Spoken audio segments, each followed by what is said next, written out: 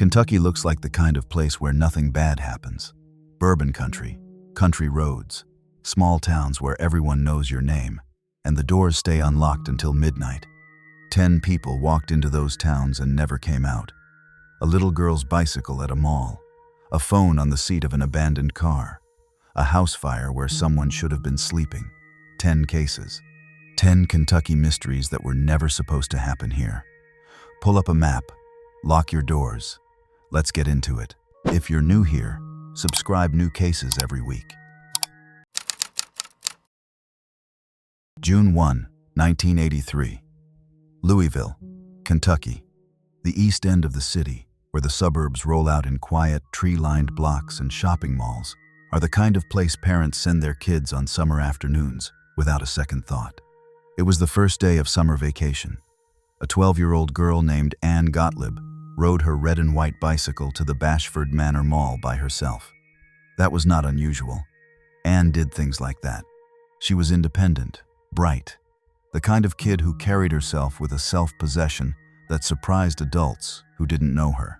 She had arrived in America from the Soviet Union just 3 years earlier with her parents, Toli and Ludmila, part of a wave of Jewish families who had left everything behind for a better life in the United States.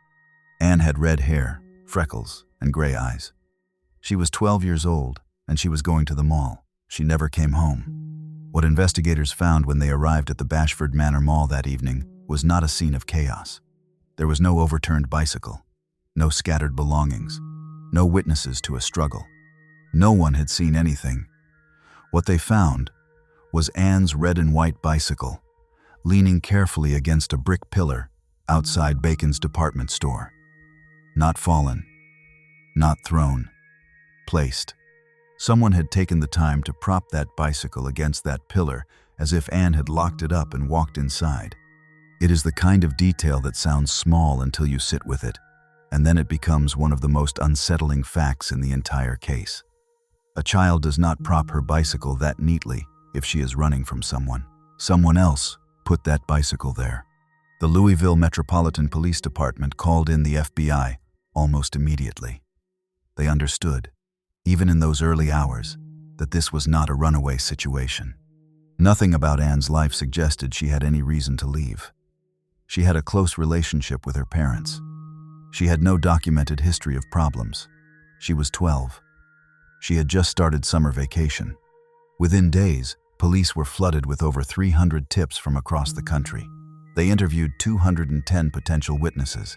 They named 75 possible suspects. None of it led anywhere. Here's the critical detail that would not surface for 25 years. At the time Ann vanished, a 41-year-old man named Gregory Lewis Oakley Jr. was living in Louisville, just blocks from the Bashford Manor Mall. He worked as a USDA meat inspector, a federal government job that required no background check sufficient to surface what he had done before he moved to Kentucky. What he had done was this. In Alabama, Oakley had been a licensed veterinarian.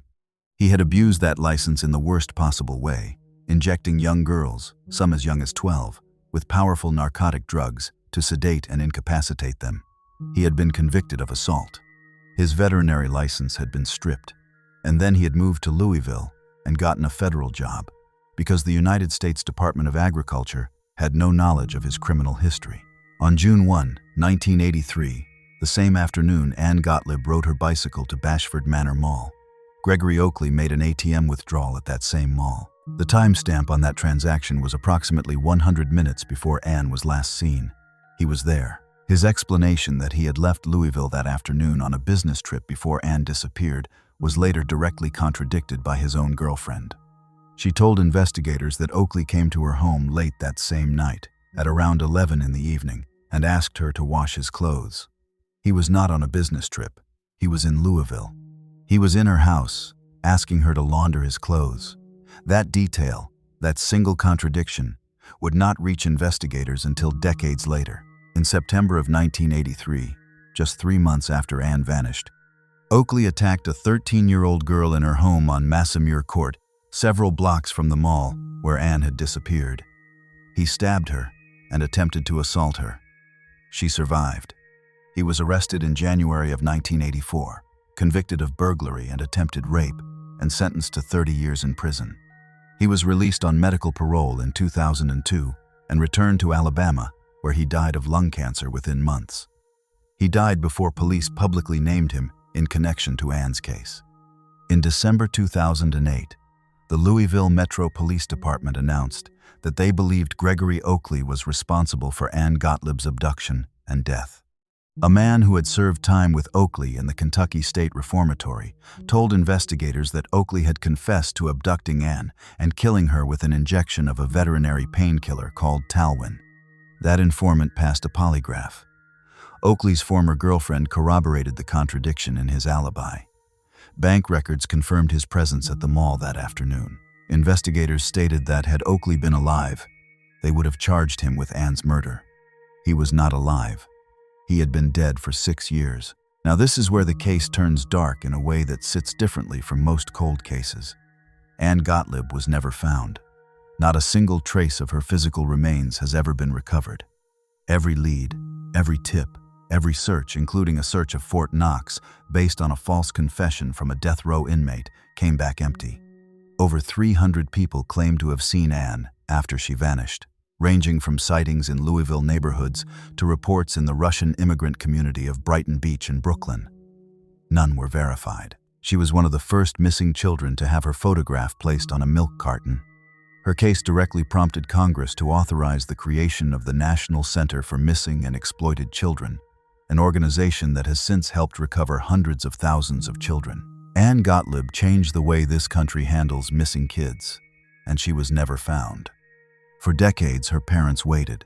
Ludmilla Gotlib, still speaking with the accent she had carried across the ocean, told reporters at the 25th anniversary of her daughter's disappearance that she still had hope.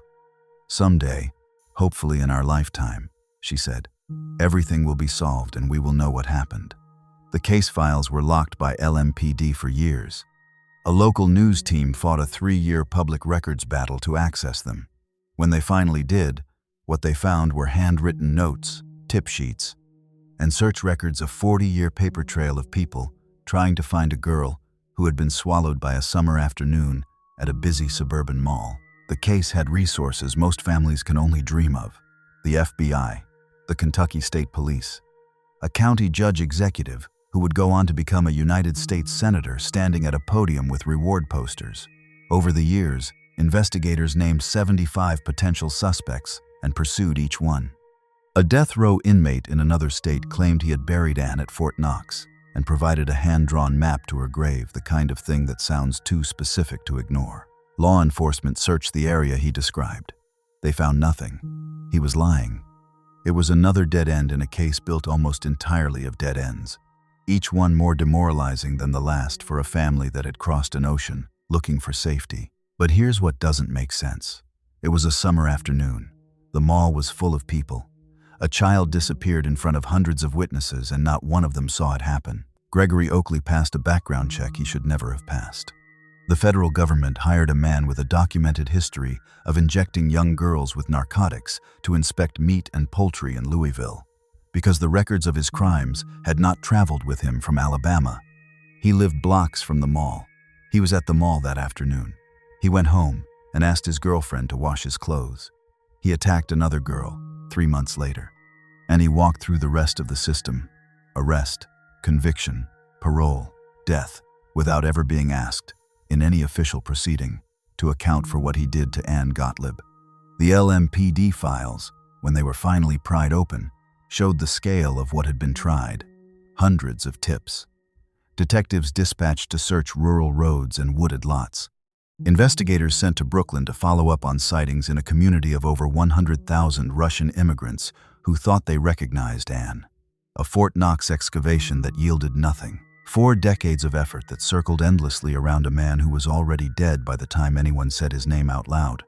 Ann Gotlib was 12 years old. She had been in America for 3 years. She was riding her bicycle to the mall on the first day of summer vacation, the way 12-year-olds do. Louisville remembered her. Her case reshaped the national infrastructure for finding missing children. Mitch McConnell, then the Jefferson County judge executive, stood next to her parents at a press conference days after she vanished and helped distribute reward posters across the state. The community that surrounded her family was genuine and sustained. None of it brought her home. There is something about this case that follows you. Not the violence of it we do not know, the specifics and the records do not tell us, but the geometry of it. A mall, a summer afternoon, hundreds of people, and a bicycle propped with quiet deliberateness against a pillar. Louisville's greatest unsolved missing persons case began on the first day of school vacation and has not ended yet. Anne Gotlib would be in her mid-40s today. Her case helped build the systems we now rely on to find missing children, and the girl at the center of it all was never found. The bicycle is the last real image in this case, propped against a brick pillar outside Bacon's department store, leaned there by hands that were not Anne's. Someone did that deliberately, carefully, as part of whatever came next. We do not know what came next.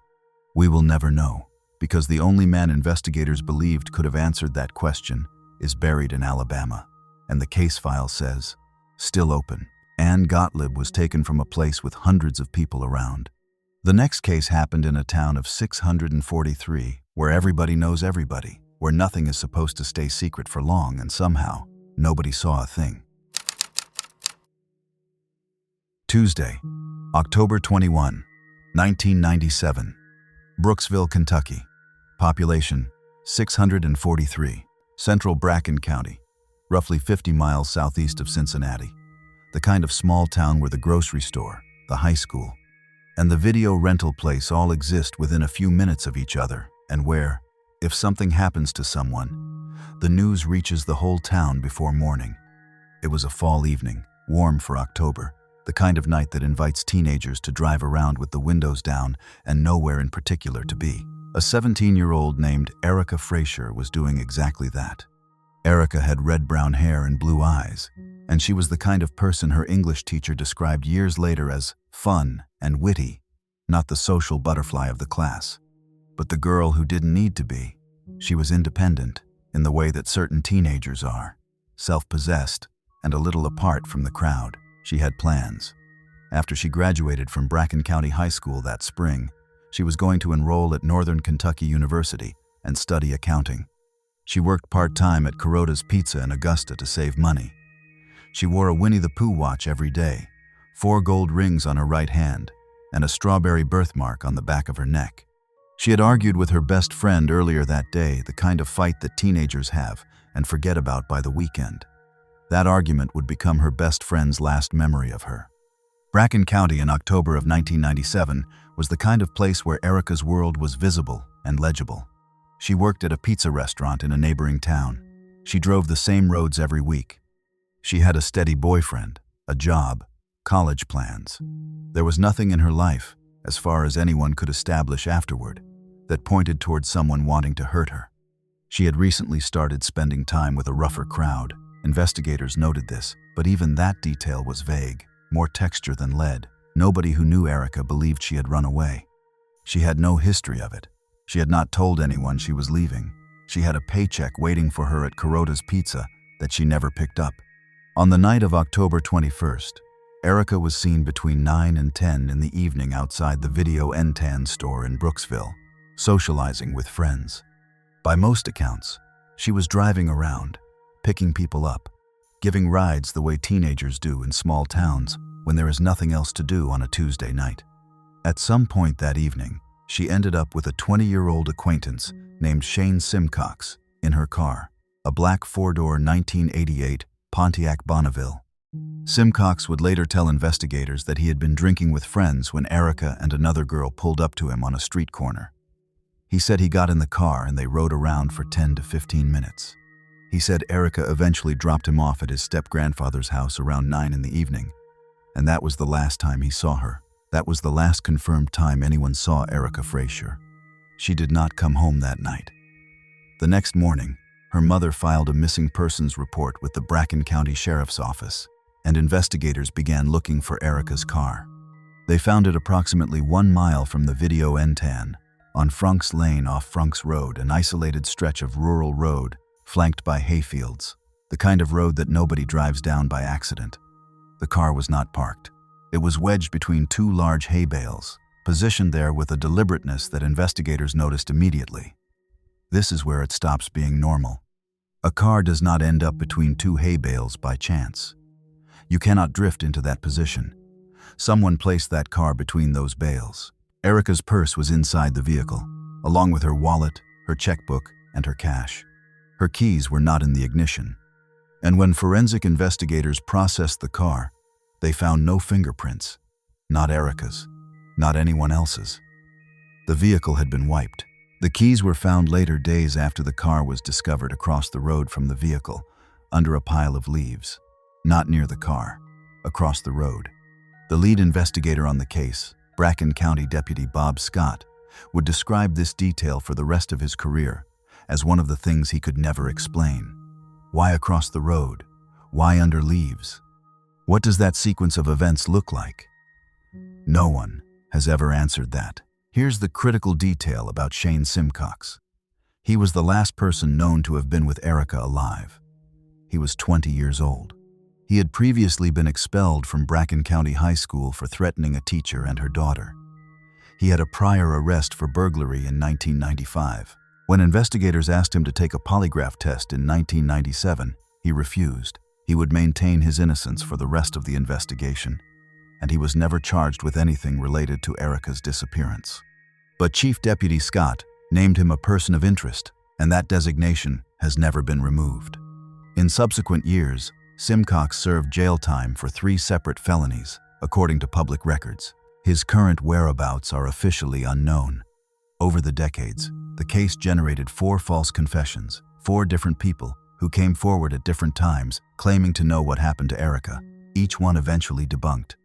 In 2015, Kentucky State Police investigator Chris Jaskowiak described to the Maysville Ledger-Independent the work of ruling out other theories. A serial killer tow truck driver, a convicted killer from Ohio named Chris Below, who had attacked other young women with similar physical descriptions, and various other leads that dead-ended. None of them panned out. In 2020, a tip led KSP investigators and cadaver dogs to a stairwell at a local school, based on information from a source who believed they knew where Erica's remains were. They searched. They found nothing. The investigation, viewed across its full 27-year span, is a study in what happens when a case has no crime scene, no physical evidence, no confirmed witnesses, and no body. Without any of those anchors, every theory is equally possible and equally impossible to disprove. The years accumulate not as progress toward a solution, but as a slow accrual of ruled-out options. By 2015, KSP investigator Jaskowiak was describing his work less as active investigation than as process of elimination, ruling out the serial killer theory, ruling out the Ohio connection, ruling out the theories that had generated the most noise over the years. What he could not rule out was the simplest possibility, that someone in Bracken County that night knew exactly what happened to Erica Frazier, and that person has been living with that knowledge for nearly 3 decades. In a town of 643 people, that is not an abstract concept. That is your neighbor. That is someone whose name you know. Now this is where the case turns dark in the specific way that small-town disappearances do. In a town of 643 people, a secret requires the cooperation of everyone who holds it. Erica's English teacher, Caroline Miller, said in a 2017 interview that many people in the town were traumatized, not just by Erica's disappearance, but by the years that followed it. The suspicion, the unanswered questions, the awareness that whoever was responsible might live down the street. There are some students who were, or still are, suspicious of, she said. There are some who were riding around with her that night until she disappeared. She described classmates who became helicopter parents, unwilling to let their children go outside unsupervised because the fear had never left. Many say this has literally ruined their lives. And, in turn, it's ruining their children's lives. Erica's best friend Amanda did not get to say goodbye to her. The argument they had that day in school, whatever it was about, became the last exchange they ever had. Amanda told Dateline NBC in 2017 that she spent years struggling with that. When people talk about her now, she said, they don't really know the side that I knew. She described watching Erica's seat go empty at graduation in the spring of 1998. An entire graduating class forced to acknowledge, in caps and gowns. that one of them was gone and no one knew why. But here's what doesn't make sense, taken all together. Erica's car was found a mile from where she was last seen, positioned between two hay bales on an isolated rural road, not parked, placed.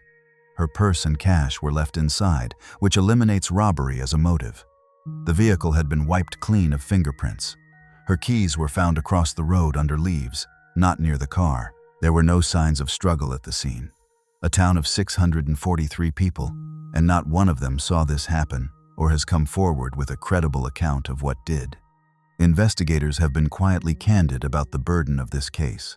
Chief Deputy Scott told reporters plainly, "Everyone always has a case they couldn't solve, and this is mine." KSP Officer Charles Loudermilk's description has stayed with the case for decades. It's like she vanished from the face of the earth. That is not hyperbole. It is the literal situation.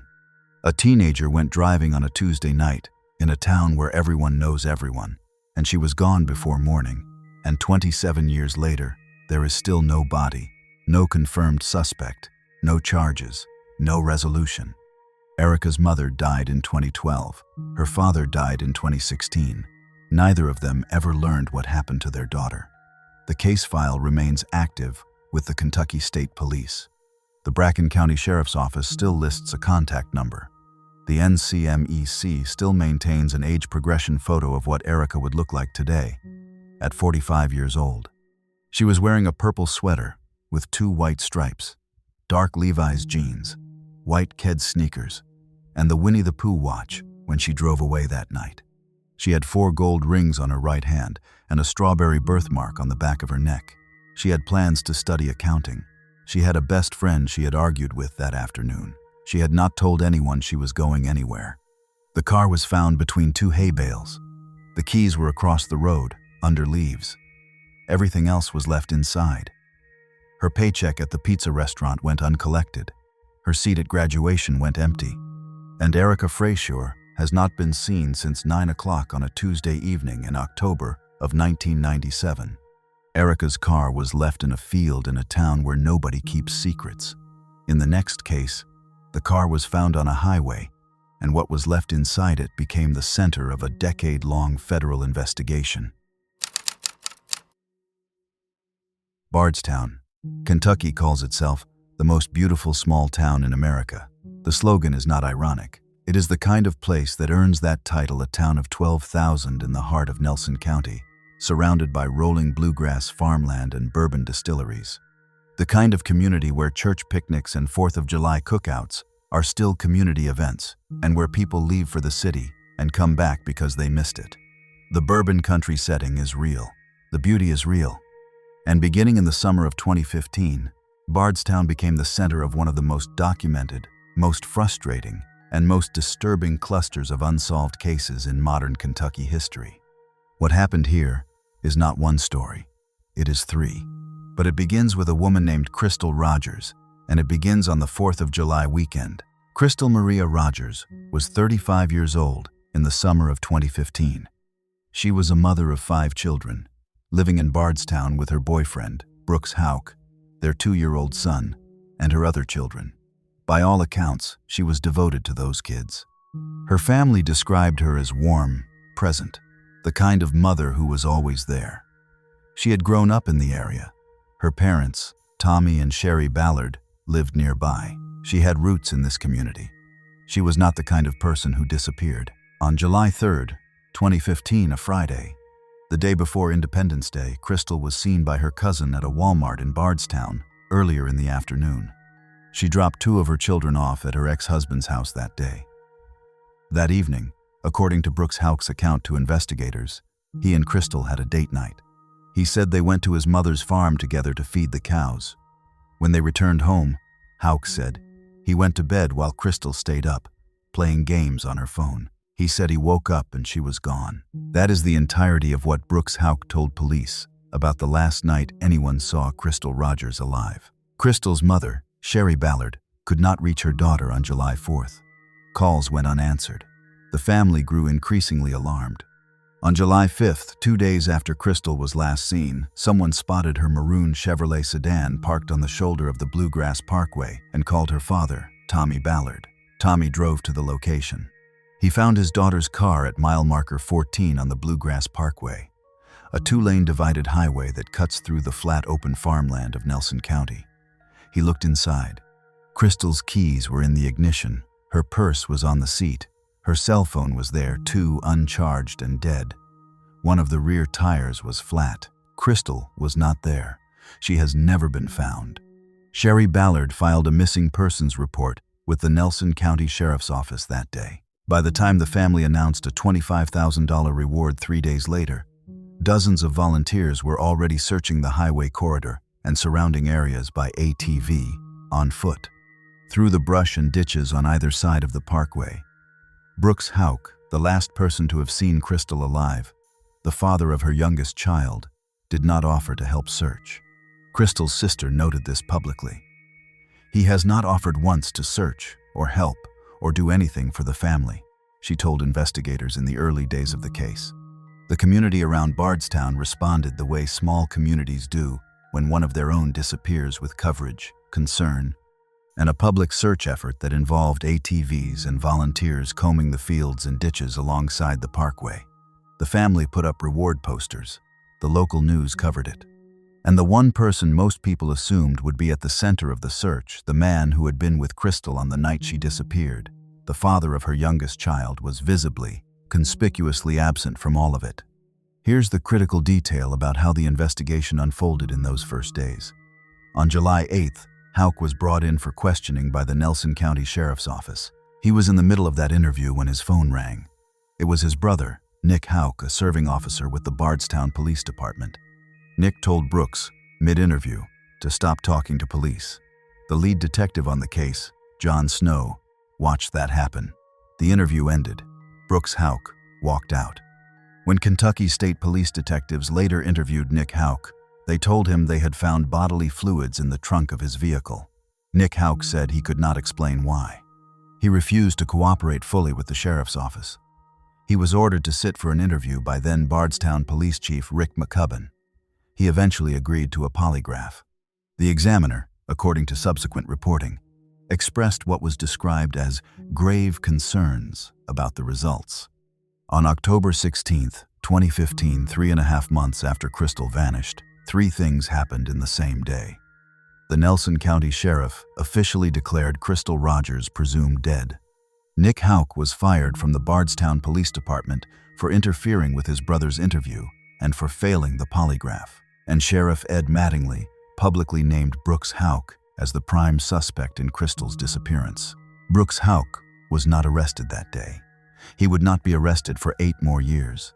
The case did not go cold. Exactly, it went quiet, in the way that cases do when investigators believe they know what happened, but cannot yet prove it to the standard required for charges. A Houck employee named Danny Singleton was arrested in December 2015 for lying to a grand jury about his whereabouts on the night Crystal disappeared. He was initially charged with perjury, later pleaded to a lesser charge of false swearing, and served a reduced sentence before being released on probation. That was the only arrest in the Crystal Rogers case for the next 8 years. Subscribe if you want to keep going on cases like this, new episodes every week. In August 2020, 5 years after Crystal vanished, the FBI Louisville field office announced it was taking over as the lead investigative agency on the case, working with multiple state and federal partners. This was not a routine handoff. The FBI's involvement at that level, that many years into a case, signaled that something significant had developed. Within weeks of that announcement, FBI agents executed 9 search warrants and conducted over 50 interviews in Bardstown. The following August, in 2021, they conducted a second major search, this time in the Woodlawn Springs subdivision, a residential development where Brooks Houck's construction company had built several houses in the period shortly after Crystal disappeared. The FBI announced that an item of interest had been recovered from the concrete at one of those properties. They did not specify what that item was. They have not disclosed it publicly. At the conclusion of that second search, the FBI did something unusual. They issued a public statement addressed directly to the residents of Bardstown, telling the community in plain language that they knew people in that town had information about Crystal Rogers, and that the time had come for those people to come forward. It was not a routine call for tips. It was a direct message to specific individuals who the FBI believed were protecting the people responsible.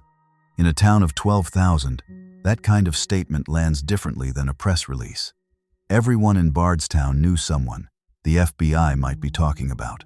But here's what doesn't make sense about the 8 years between Crystal's disappearance and Brooks Houck's arrest.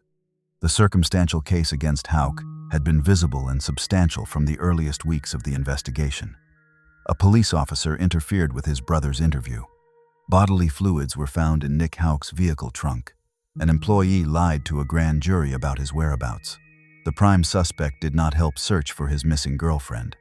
A white Buick owned by Houck's grandmother was identified by a private investigator as having been parked at the Houck farm on the night Crystal disappeared and was sold by the grandmother several weeks later, prompting investigators to suspect it may have been used to transport Crystal's body.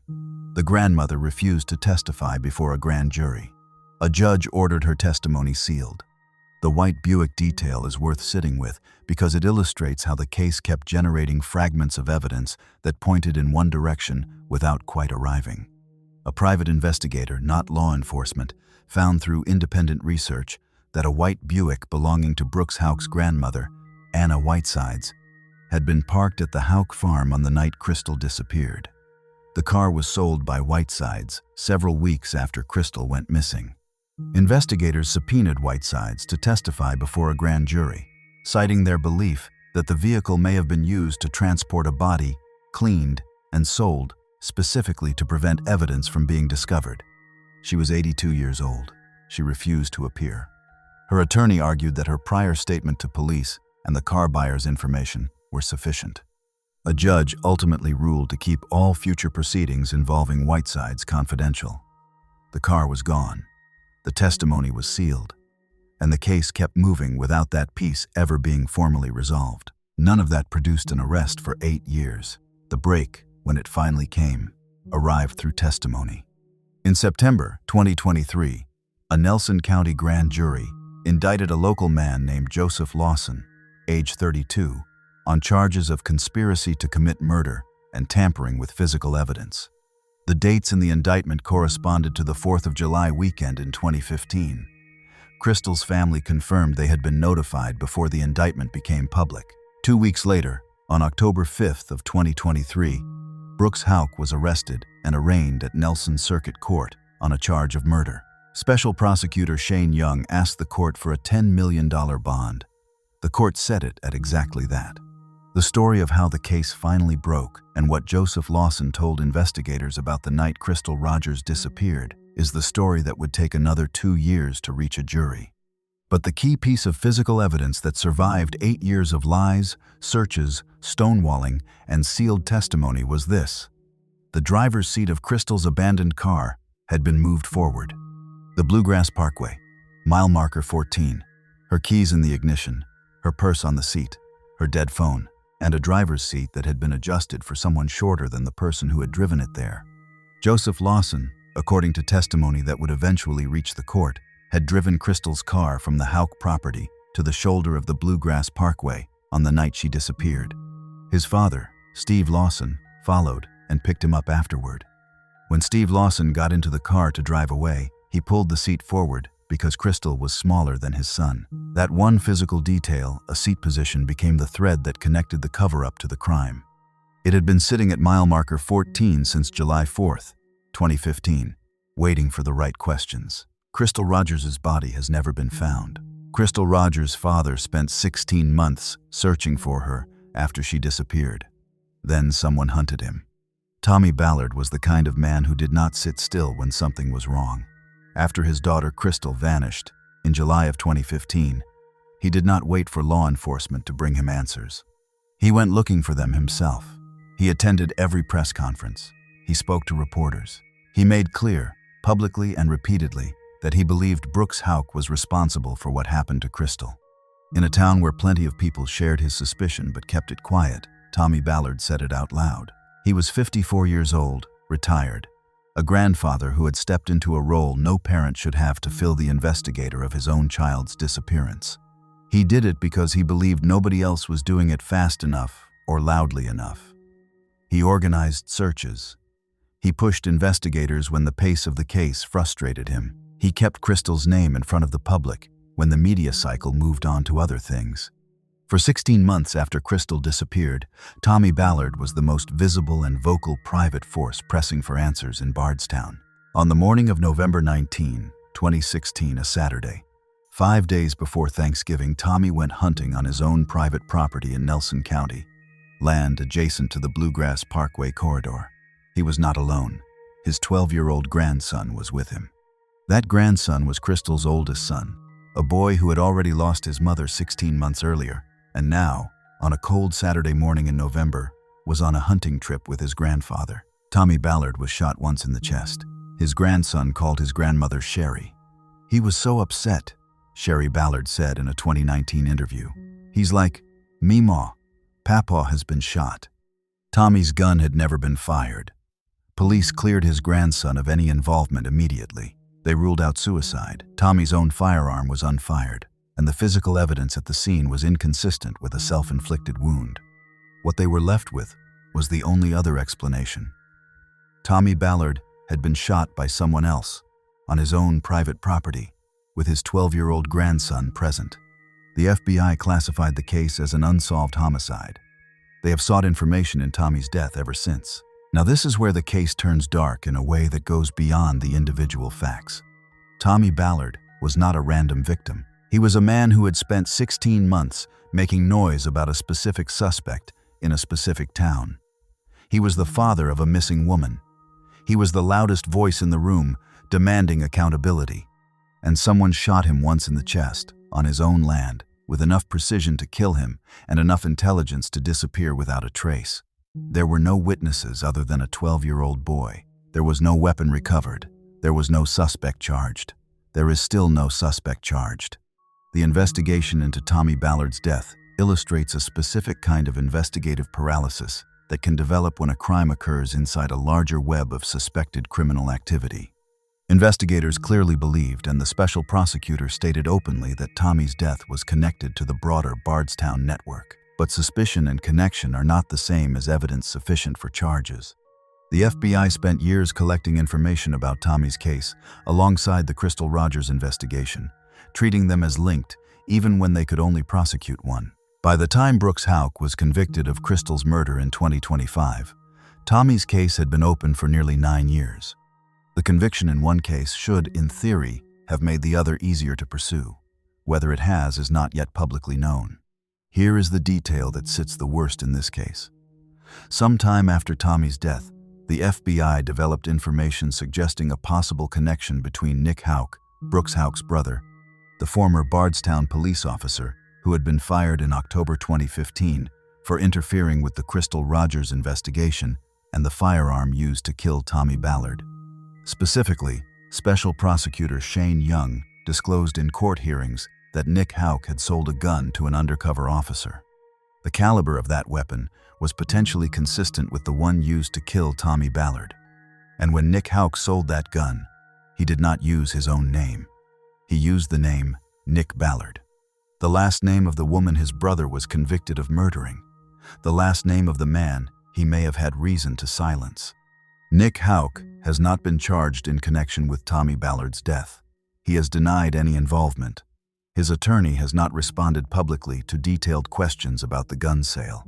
The investigation into Tommy's murder is, as of the latest available public reporting, still active and still open. The name he chose, Nick Ballard, has never been explained publicly. Whether it was a deliberate choice, a dark piece of irony, or something that investigators read significance into that was not intended, it remains one of those details that has no neutral interpretation. You do not accidentally use the last name of the murder victim's father when selling a firearm of potentially matching caliber while under investigation for that murder. That is the detail that the special prosecutor put on the record. It is still there. But here's what doesn't make sense about the Bardstown cluster taken as a whole.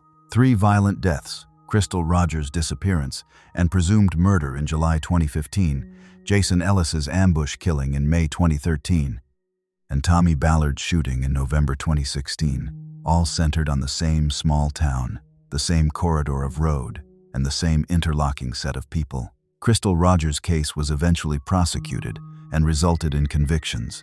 Tommy Ballard's murder has not. The connection between Tommy's death and the people convicted of Crystal's murder has been raised explicitly by the special prosecutor in open court and remains an active thread of investigation. The 12-year-old grandson who was standing in the woods that November morning when his grandfather was shot, who had already grown up in the shadow of his mother's disappearance, who had been with Tommy at those searches, who had watched his family fight for 16 months to get answers, that child had to call his grandmother and tell her what had happened.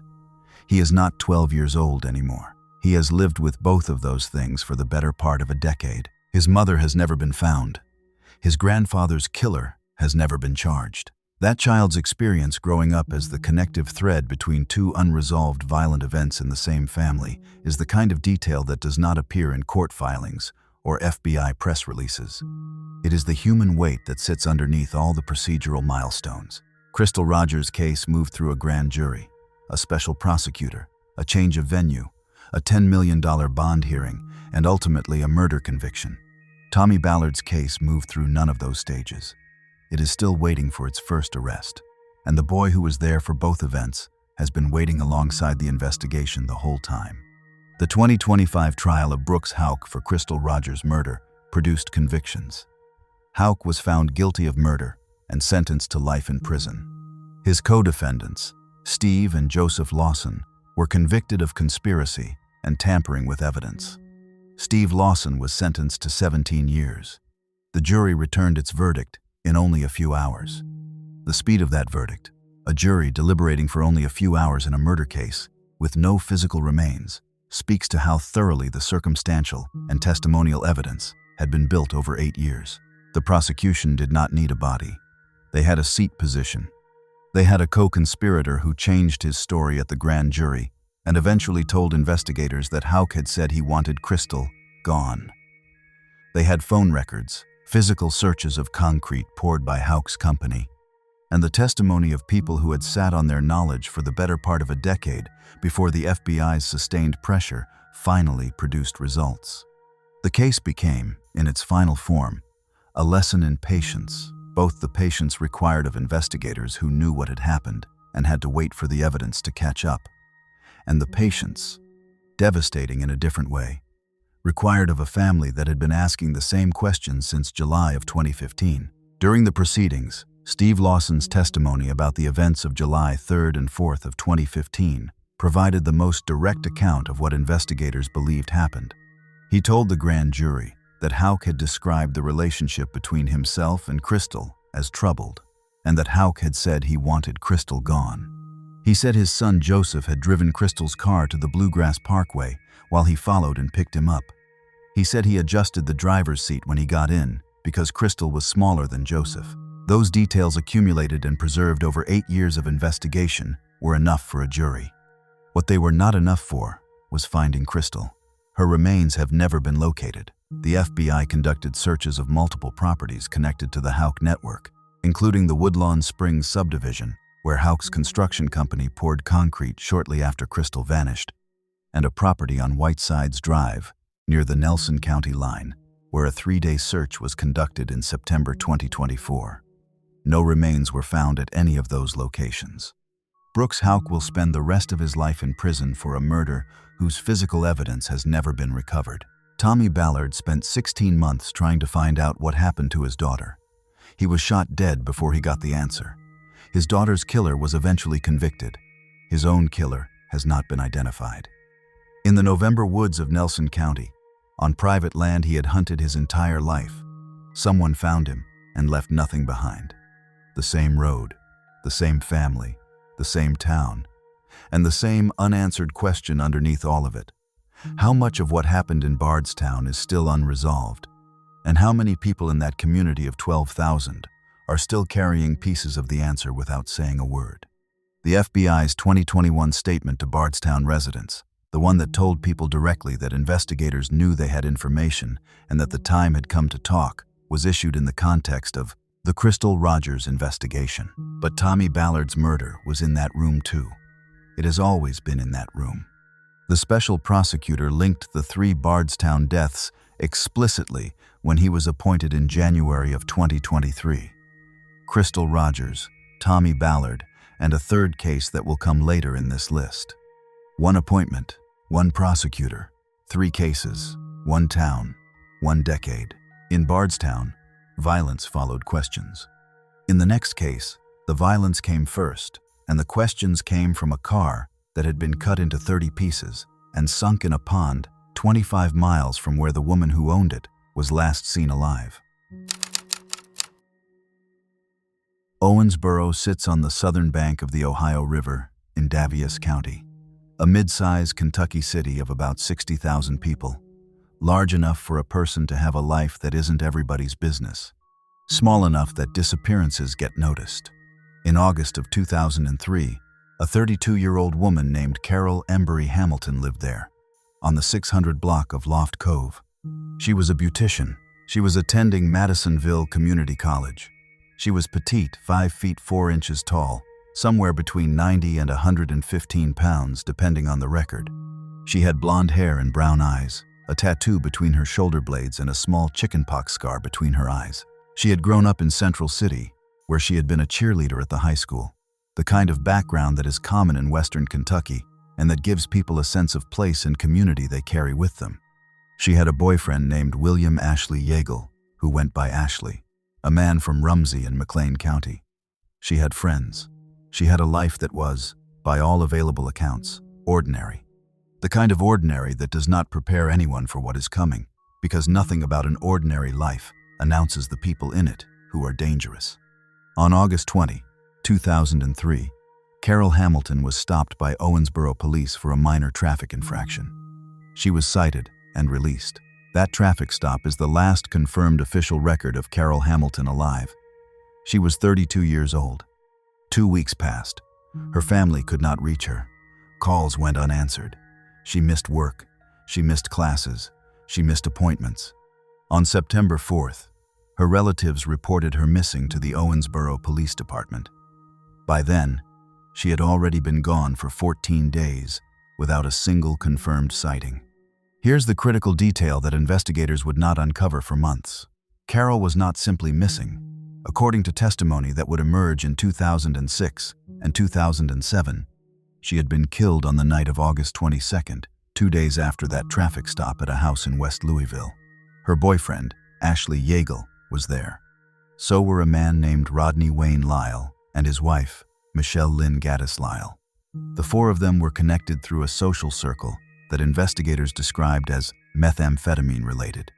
The motive for what happened that night was never officially established. No one who was present offered a clear explanation for why Carole Hamilton died. What they did offer, eventually, was the rest of the story. Carole's silver 2002 Pontiac Grand Prix was found in November of 2003, 3 months after she was last seen in a rural pond on Shreve Road outside of Fordsville, in Ohio County, approximately 25 miles east of Owensboro.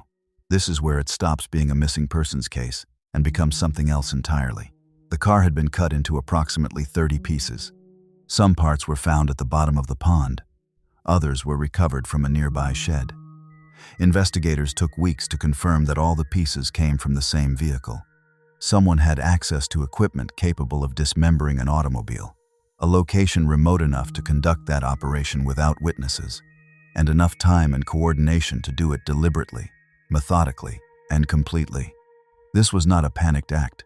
This was a plan. Investigators received tips that Carole's body had been disposed of in the Green River, the long, slow-moving river that winds through McLean County and into the Ohio. Multiple searches of the Green River were conducted over the years that followed. Each one came back empty. The searches were hampered by debris, river currents, and fluctuating water levels. Ashley Yeagle would later claim, in his own testimony, that he had placed Carole's body in a plastic box and dumped it in the Green River near his house. That is the most specific account investigators have of where Carole's remains went. It is also an account given by a convicted murderer in the context of a legal proceeding, which means its accuracy is impossible to independently verify. What is independently verifiable is the result. The Green River has not given her back.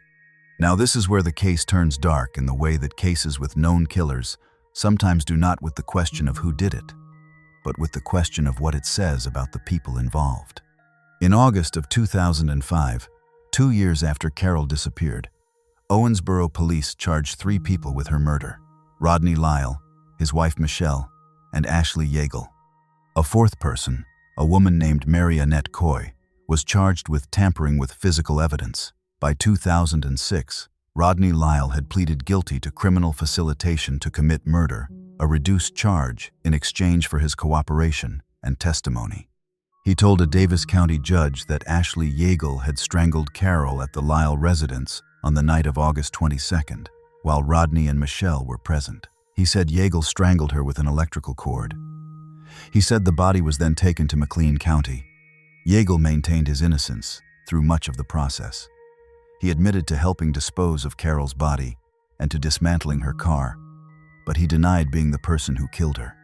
The jury did not accept that distinction. In January of 2007, William Ashley Yeagle was convicted of Carole Hamilton's murder and sentenced to 40 years in prison. He was her boyfriend.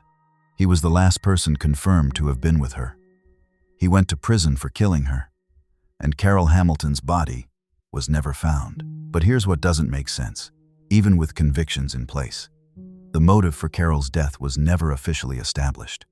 Commonwealth's attorney Jay Wethington stated plainly that it remained unclear why Carole was killed. The phrase methamphetamine-related appears in reporting about the case, connecting the social network through which these 4 people knew each other, but that is texture rather than explanation.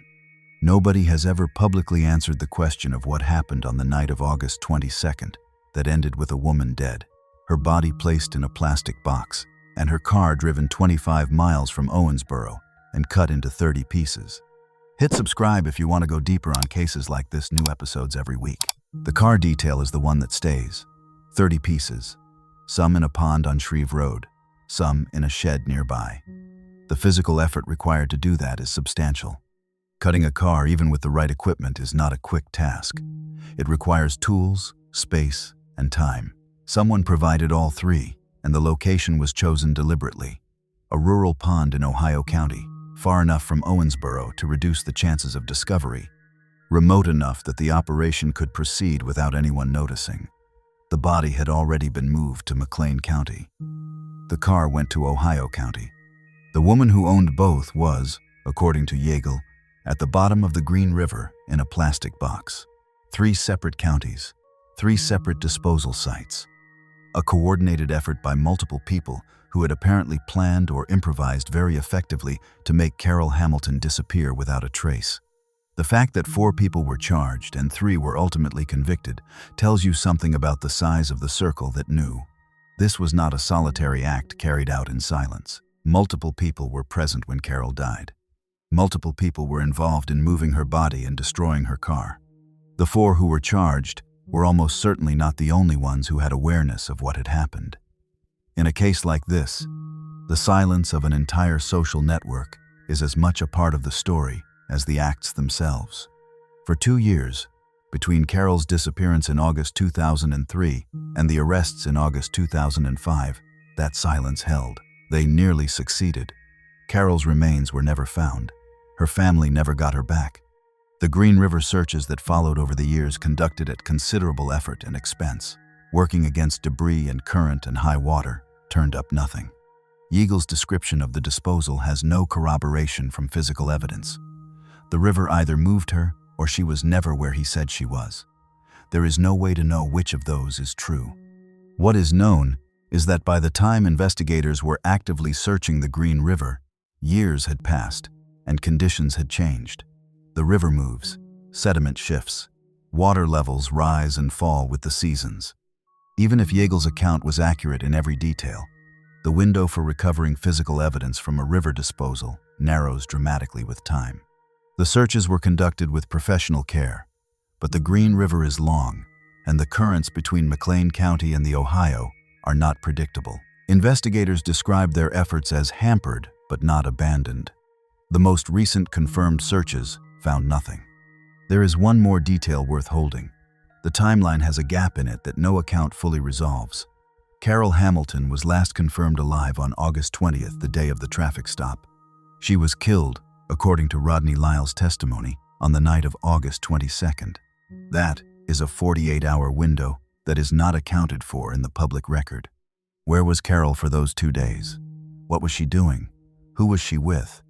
The court proceedings established what happened on the night of the 22nd. They did not establish what the 21st looked like, or when exactly Carole moved from the traffic stop on the 20th to whatever circumstances brought her to the Lyle residence 2 days later. That gap exists in the record. It has never been filled. Carole Hamilton was 32 years old, a beautician, a college student, a woman from Central City who had been a cheerleader in high school and was trying to build a life in Owensboro. Her boyfriend killed her, according to a jury. Her car was cut into 30 pieces. Her body was put in a plastic box and dropped in a river that has never surrendered it. A pond in Fordsville, 30 pieces of a car at the bottom, no body, no goodbye, and a river in McLean County that is still keeping its secret. The convictions in Carole Hamilton's case are real.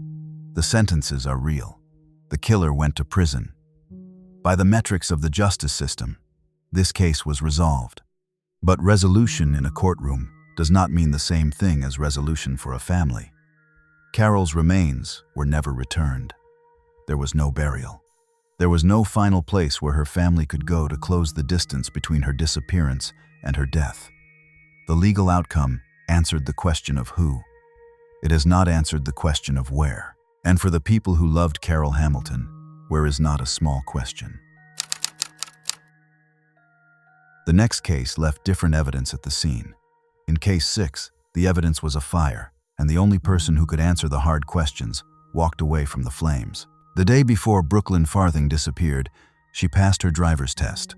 She and her younger sister Paige had gone together to take it. Brooklyn passed, Paige didn't, and the family joked about it for the rest of the evening. It was the kind of small, ordinary sibling moment that becomes unbearable in retrospect. Brooklyn was 18 years old. She had just graduated from Madison Southern High School in Berea, Kentucky. She was a Girl Scout for most of her life, the kind of kid who made care packages for Hurricane Katrina victims and volunteered to visit the elderly. She loved animals and the outdoors, particularly going four-wheeling through the rural terrain around Madison County. She baked brownies at night and brought them up to her mother, Shelby's room, and they would sit on the bed and talk. She was 5 feet 1 inch tall and weighed about 105 pounds. Her sister Paige described her as a spunky, tell-you-how-it-is, lovable person. On the night of June 21, 2013, a Friday, Brooklyn went with her sister Paige, a cousin, and some friends to a party outside Berea in the rural area east of town. The party was the kind of thing that happens on summer Friday nights in central Kentucky, a gathering at a house, people drinking, the loose social current of a small community in warm weather. At some point during the night, the girls decided to leave. Brooklyn stayed behind. She had another friend at the party, and according to her mother, it wasn't unusual for Brooklyn to stay when a ride was available. She was supposed to get a lift home from that friend, but the friend and Brooklyn had a small argument reportedly about a boy, and the friend left without her. This is where the night starts to go wrong. It is worth pausing here to trace the sequence carefully, because the decisions of that night are the architecture of what came after. Brooklyn had intended to go home. The plan fell apart in stages. Her first ride left without her. Her cousin couldn't drive. Her ex-fiancé was still at work. Each option closed. She was not reckless. She was solving a logistics problem the way an 18-year-old does at a party when the easy exits are gone, taking the next available option, assuming it would work out. With her original ride gone, Brooklyn needed a way home. Another friend at the party had been drinking and needed a ride himself. A man at the party, someone Brooklyn knew through her former fiancé, offered her the use of his car to drive the friend home. Brooklyn drove the friend to his house and then returned with the vehicle to the man's residence. That man was Joshua Hensley, and the house she returned to was at the 100 block of Dillon Court, east of Berea. The house was in foreclosure. It had no running water and no electricity. It was the early hours of June 22nd. At approximately 4 in the morning, Brooklyn called her sister Paige. She asked if their cousin could come pick her up. The cousin had been drinking and couldn't drive. Brooklyn told Paige she would call her ex-fiancé. He He had agreed to come get her after his work shift ended. She also sent texts to friends. One of those texts said she needed a ride home because, in her words, she was scared. That text, "I'm scared," was sent at approximately 4 in the morning. It is the last confirmed direct communication from Brooklyn Farthing. At 7 in the morning, the fire department received a call. The house on Dillon Court was on fire. Joshua Hensley, who told investigators he had stepped outside to move his horses into a field, returned to find the house in flames. Firefighters extinguished the blaze before it destroyed the structure entirely. The couch was badly burned. There was a hole burned through the floor. In the house, investigators found several of Brooklyn's belongings, from her overnight bag, some clothing, and her cowboy boots, left on the porch. They did not find Brooklyn. Her cell phone was missing. The gap between 4 in the morning and 7 in the morning is 3 hours. In those 3 hours, a young woman sent a text saying she was scared. The house she was staying in caught fire, and she vanished. Those 3 facts exist together and have never been satisfactorily explained by any account that has been made public. Kentucky State Police launched one of the most extensive searches in the region's history. In the days and weeks following Brooklyn's disappearance, KSP and volunteers searched more than 16,000 acres across 3 counties, Madison, Estill, and Rockcastle. Property owners in all 3 counties were contacted and asked to check their land, specifically instructed to look for freshly turned earth, unusual smells, and anything out of the ordinary in remote areas. Large-scale searches were conducted in the Red Lick area and around Owsley Fork Lake, involving cadaver dogs, divers, people on horseback, and nearly 200 volunteers. The searches found nothing. Here's the critical detail about Joshua Hensley. He was the last person known to have seen Brooklyn alive, or rather, the last person to give an account of seeing her. He told investigators he had left the house to put his horses up because he was not comfortable being there, given that he was friends with Brooklyn's ex-fiancée. He said Brooklyn was on the couch smoking when he left. He said when he returned, the house was on fire. He was questioned by Kentucky State Police. He was never arrested. No person of interest has ever been officially named in Brooklyn Farthing's disappearance. The case is classified as criminally suspicious, but no charges have been filed against anyone. There are things in Hensley's account that investigators and the family have questioned over the years without ever being able to disprove or confirm. A foreclosed house with no electricity or running water, in the early hours of a summer morning, catches fire while a young woman is inside who sent a scared text 3 hours earlier. The person who was in the house with her was outside. He came back and found the fire. He called it in.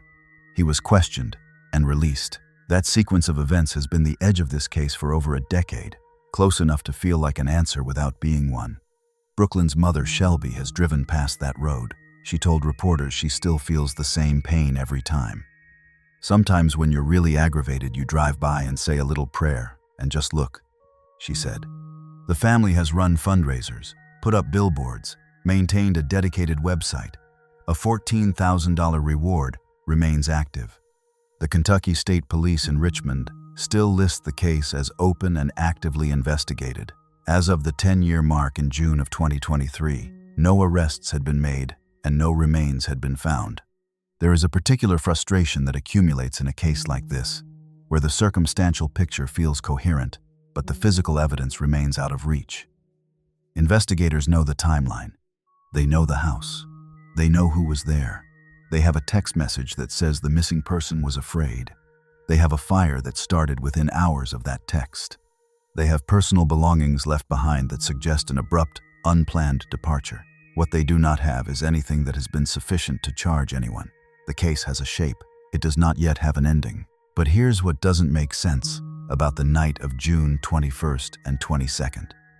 Brooklyn's cowboy boots were left on the porch of that house. She would not have walked away from a rural property in the middle of the night, in June, without her shoes. The overnight bag was there. The clothing was there. The only thing missing, besides Brooklyn herself, was her cell phone. You do not pack your phone and leave everything else. You do not flee barefoot through rural Madison County at 4 or 5 in the morning because you want to leave. The items she left behind point towards something that interrupted her, rather than a choice she made.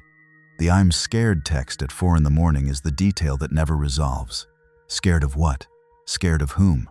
The text was sent before the fire, before whatever happened next. It was sent to a friend asking for a ride home, which means Brooklyn was trying to leave.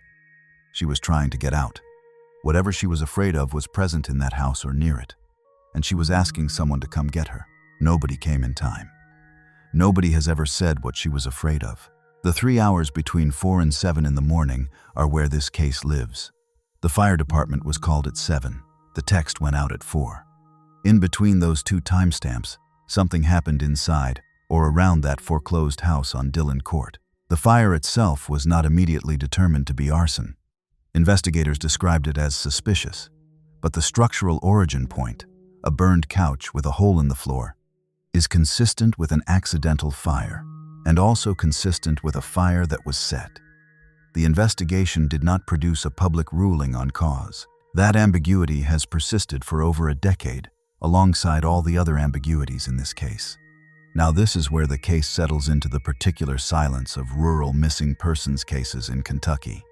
The terrain around Berea, 16,000 acres of forests, fields, farm properties, creek beds, and rural roads across 3 counties, is the kind of landscape where a person can stay hidden for a very long time. The searches were comprehensive by any reasonable standard. They found nothing. That either means Brooklyn was moved beyond the search area, or it means the searches missed something in 16,000 acres of rural central Kentucky. Neither option narrows the possibilities in a useful way. Brooklyn Farthing was 18 years old. She had passed her driver's test the day before. She had plans. She was considering cosmetology school, weighing whether to take time before college. Her grandfather died shortly after she disappeared, without knowing what happened to her. Her family has kept looking for 12 years without an answer. The cowboy boots are still the last real image, left on the porch of a foreclosed house with no water and no electricity, east of Berea, in the early hours of a June morning. She would not have left without them. Whatever happened on Dillon Court happened fast enough that she did not have time to put her shoes on. Brooklyn Farthing disappeared from a house that caught fire. The next case, Case 7, begins in a city, Louisville, the same city where Ann Gotlib vanished 40 years earlier. But this time, the last confirmed location was a hospital emergency room, and the woman who walked out of it was gone within the hour. Louisville, Kentucky, August 13, 2019. The Audubon Park neighborhood on the city's south side, a residential area of modest houses and tree-lined streets, the kind of neighborhood where people walk to nearby stores and know their neighbors by first name. It is about as different from the foreclosed rural house in Berea or the Bluegrass Parkway corridor in Bardstown as a place in Kentucky can be. It is a city neighborhood. It is familiar terrain. And at approximately 11:30 in the evening, a 37-year-old woman named Andrea Cannibal stepped out of a Lyft car at her mother's house, found the door locked, and walked away into the dark. She has not been seen since. Andrea Michelle Cannibal was a mother of 2 sons. Before the string of bad luck that preceded her disappearance, a layoff from her job, a car totaled in a hit and run, a period of financial hardship that brought her back to her mother's home. She had built a life in Louisville that people who knew her described with consistent warmth. She was dedicated to her boys. She was resourceful, and she was a volunteer with an organization called Missing in America, a group that searched for missing persons in the Louisville and southern Indiana area. She gave her time to finding people who had disappeared. That detail, the one that puts Andrea on the other side of the missing persons equation, is the detail that her family and friends could never get past. Here she is, they said. Here she is helping to locate people, and she comes up missing herself. In the weeks before she disappeared, Andrea had been staying at her mother's house in Audubon Park while the bathrooms were being renovated. The renovation meant the bathrooms were temporarily out of service, which meant her mother was staying at a friend's place overnight. Andrea's sister Sarah and Sarah's boyfriend Ethan were also at the house doing renovation work. On the evening of August 13th, the household was in the middle of that disruption. Bathrooms incomplete, mother gone for the night, the house not quite settled. At 9 in the evening, Andrea's mother left for her friend's house. Andrea said she wanted to go to McDonald's and then to the emergency room for a rash or infection on her face. Ethan drove her to McDonald's first. At 9:50, he dropped her off at the emergency room. Andrea was treated and released. The infection on her face was real and documented. She was at the ER for approximately an hour and a half. She got in a Lyft and went home, or tried to. At 11:34, she took a Lyft back to her mother's house in Audubon Park. The door was locked, a result of the ongoing renovations, an oversight, the kind of thing that happens when a household is mid-disruption. She could not get inside. She set out on foot toward her sister Erin's house, which was approximately a 20-minute walk away through a neighborhood she knew well. That Lyft drop-off at 11:34 in the evening is the last confirmed location of Andrea Knebel. She never arrived at Erin's house. At some point after leaving her mother's front step, Andrea placed a phone call, asking a friend for a ride. The friend was unavailable. At some point after that call, her phone went dark. Her credit card and debit card have never been used. No confirmed sighting of Andrea has been reported from anywhere since that night. No physical evidence of what happened to her has been publicly identified. She walked into a Louisville neighborhood she knew, in the direction of her sister's house, 20 minutes away, and the trail ends there. Here's the critical detail that a retired homicide detective named Joe Fanciulli discovered years later when he volunteered to review the case. The Louisville Metro Police Department had created a Google timeline from Andrea's phone, a record of her GPS movements in the hours before her phone went dark. When Fanciulli examined that timeline in detail, he identified a discrepancy. The timeline contained a gap that had not been publicly explained. He brought it to the family's attention. He brought it to LMPD. The nature of that discrepancy has not been publicly disclosed, but its existence suggests that Andrea's movements between the Lyft drop-off and the moment her phone went dark are not as simple as they appear from the surface-level account. Something in that window does not fit cleanly. LMPD opened a missing persons investigation. The family was in contact with detectives. But as months passed and then years, Andrea's father, Mike Knebel, described the department's communication with the family as deeply inadequate. He wrote emails to LMPD expressing his frustration. He organized searches. He hired private investigators. He kept pushing. "I'd at least like some communication," he said in one interview, "to talk to them about it." In October 2021, a 4-episode documentary series called Finding Andrea premiered on Discovery Plus, featuring Mike and Erin Knebel alongside private investigator Fanciulli in an effort to generate national attention and new tips. The family reported receiving several leads following the broadcast. None has resulted in charges or a confirmed answer. The pattern of the investigation, as described by the family, is one that appears in a number of urban missing persons cases where the person is an adult with known personal struggles. There is an initial period of activity. There are interviews, database searches, tip follow-ups, and then there is a long middle stretch where the case becomes one of dozens on a detective's active list, where communication with the family becomes less frequent, and where the family's increasing desperation starts to read to the department, however unintentionally, as noise rather than urgency. Mike Knebel made that frustration explicit in his public statements. He did not want sympathy. He wanted detectives to talk to him. He wanted to know whether the discrepancy in the Google timeline had been addressed. He wanted the case to stay in someone's hands with enough urgency to follow the threads that remained. Now this is where the case turns dark in a way specific to urban disappearances, the way distance collapses. The emergency room was in Louisville. Her mother's house was in Louisville. Erin's house was a 20-minute walk. The Lyft drop-off point, the front door she couldn't get into, and her destination were all within the same residential grid. This was not a rural expanse with 16,000 acres to search. This was city blocks, sidewalks, streetlights, and neighbors. The walk from her mother's house to Erin's house would have taken Andrea along streets she had walked dozens of times. She knew every turn, and she did not arrive. Urban disappearances carry their own version of the impossible gap. In theory, city environments should make people harder to vanish, more cameras, more foot traffic, more people who might notice something. In practice, they create a different kind of invisibility. A woman walking alone at 11:30 on a Tuesday night in a residential neighborhood is not unusual. Nobody watches a woman walking alone on familiar streets at that hour. Nobody logs it. The cameras on nearby businesses capture what is directly in front of them, not what happens half a block away or around a corner. Andrea walked into one of those invisible spaces between the streetlights, and nobody has been able to trace her out of it.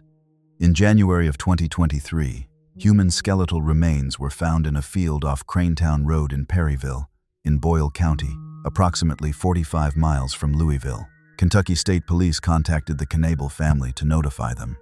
The age of the remains, the biological sex, and certain dental characteristics were initially close enough that they could not be immediately ruled out as Andrea's. The family waited. Andrea's father sent her dental records to the coroner for comparison. Aaron Knable said in a television interview, "I would rather look for 10 more years and end up finding her alive than finding out right now with her not being with us anymore." The results, when they came back, did not publicly confirm the remains as Andrea's. Andrea Knable is still listed as a missing person. But here's what doesn't make sense about this case. The thing that makes it sit differently from the others. Andrea volunteered to find missing people. She understood, perhaps better than most, what a missing persons case looks like from the family's side, what it costs the people left behind, what the absence of answers does over years and decades. And then she became one. Her case has all the hallmarks of a disappearance that should have been solvable quickly. Last location confirmed, limited time window, urban setting with surveillance potential, known route to destination, and it has not been solved in 6 years. The irony that has followed this case from the beginning, the volunteer who searched for others and then disappeared, is not merely poignant, it is also a practical complication. Andrea's involvement with Missing in America meant she had a wider network of acquaintances in the missing persons community, a broader set of contacts and connections than an average person might have, and a digital footprint that reflected those activities. Investigators had to sort through that context. The family made clear they did not believe her volunteer work was connected to her disappearance, and private investigators working the case agreed with that assessment. But the context added complexity to an already complicated picture. The Google timeline discrepancy is the detail that refuses to go away. It suggests that the official account of Andrea's movements, the one generated from her phone's GPS data, contains something that does not add up. What that something is has not been made public. It may be nothing. It may be everything. The retired homicide detective who found it believed it was significant enough to flag. LMPD has not publicly responded to it in any way that has reached the family. Mike Knable keeps a framed photograph on his bedside table. It shows him and Andrea together, holding an hourglass from a board game. He described what he sees in that photo in a 2025 interview. "It just shows you that with your loved ones, you really don't know how much time you have with them." He said his family is beaten up but not beaten. He said they believe they are strong enough to see this to the end. Andrea Knable was 37 years old. She was a mother of 2. She was a volunteer who gave her time to finding people who had gone missing. She walked away from her mother's front door on a Tuesday night in August of 2019, in a city she knew, 20 minutes from her sister's house, and she has not come home. Her laptop is still in LMPD's possession. Her credit cards have not moved. Her phone has been dark since that night in August, somewhere between the Lyft drop-off and a destination she never reached. In Case 7, a city could not keep track of a woman who knew its streets. In Case 8, a city recorded the name of a woman who vanished from a street she walked every day and then went quiet for nearly 40 years. Shannon Green's case is barely a footnote, but sometimes a footnote is its own kind of horror. There is a category of missing persons case that gets almost no attention, no documentary, no FBI press conference, no reward billboard on the highway, no podcast episode, no anniversary coverage.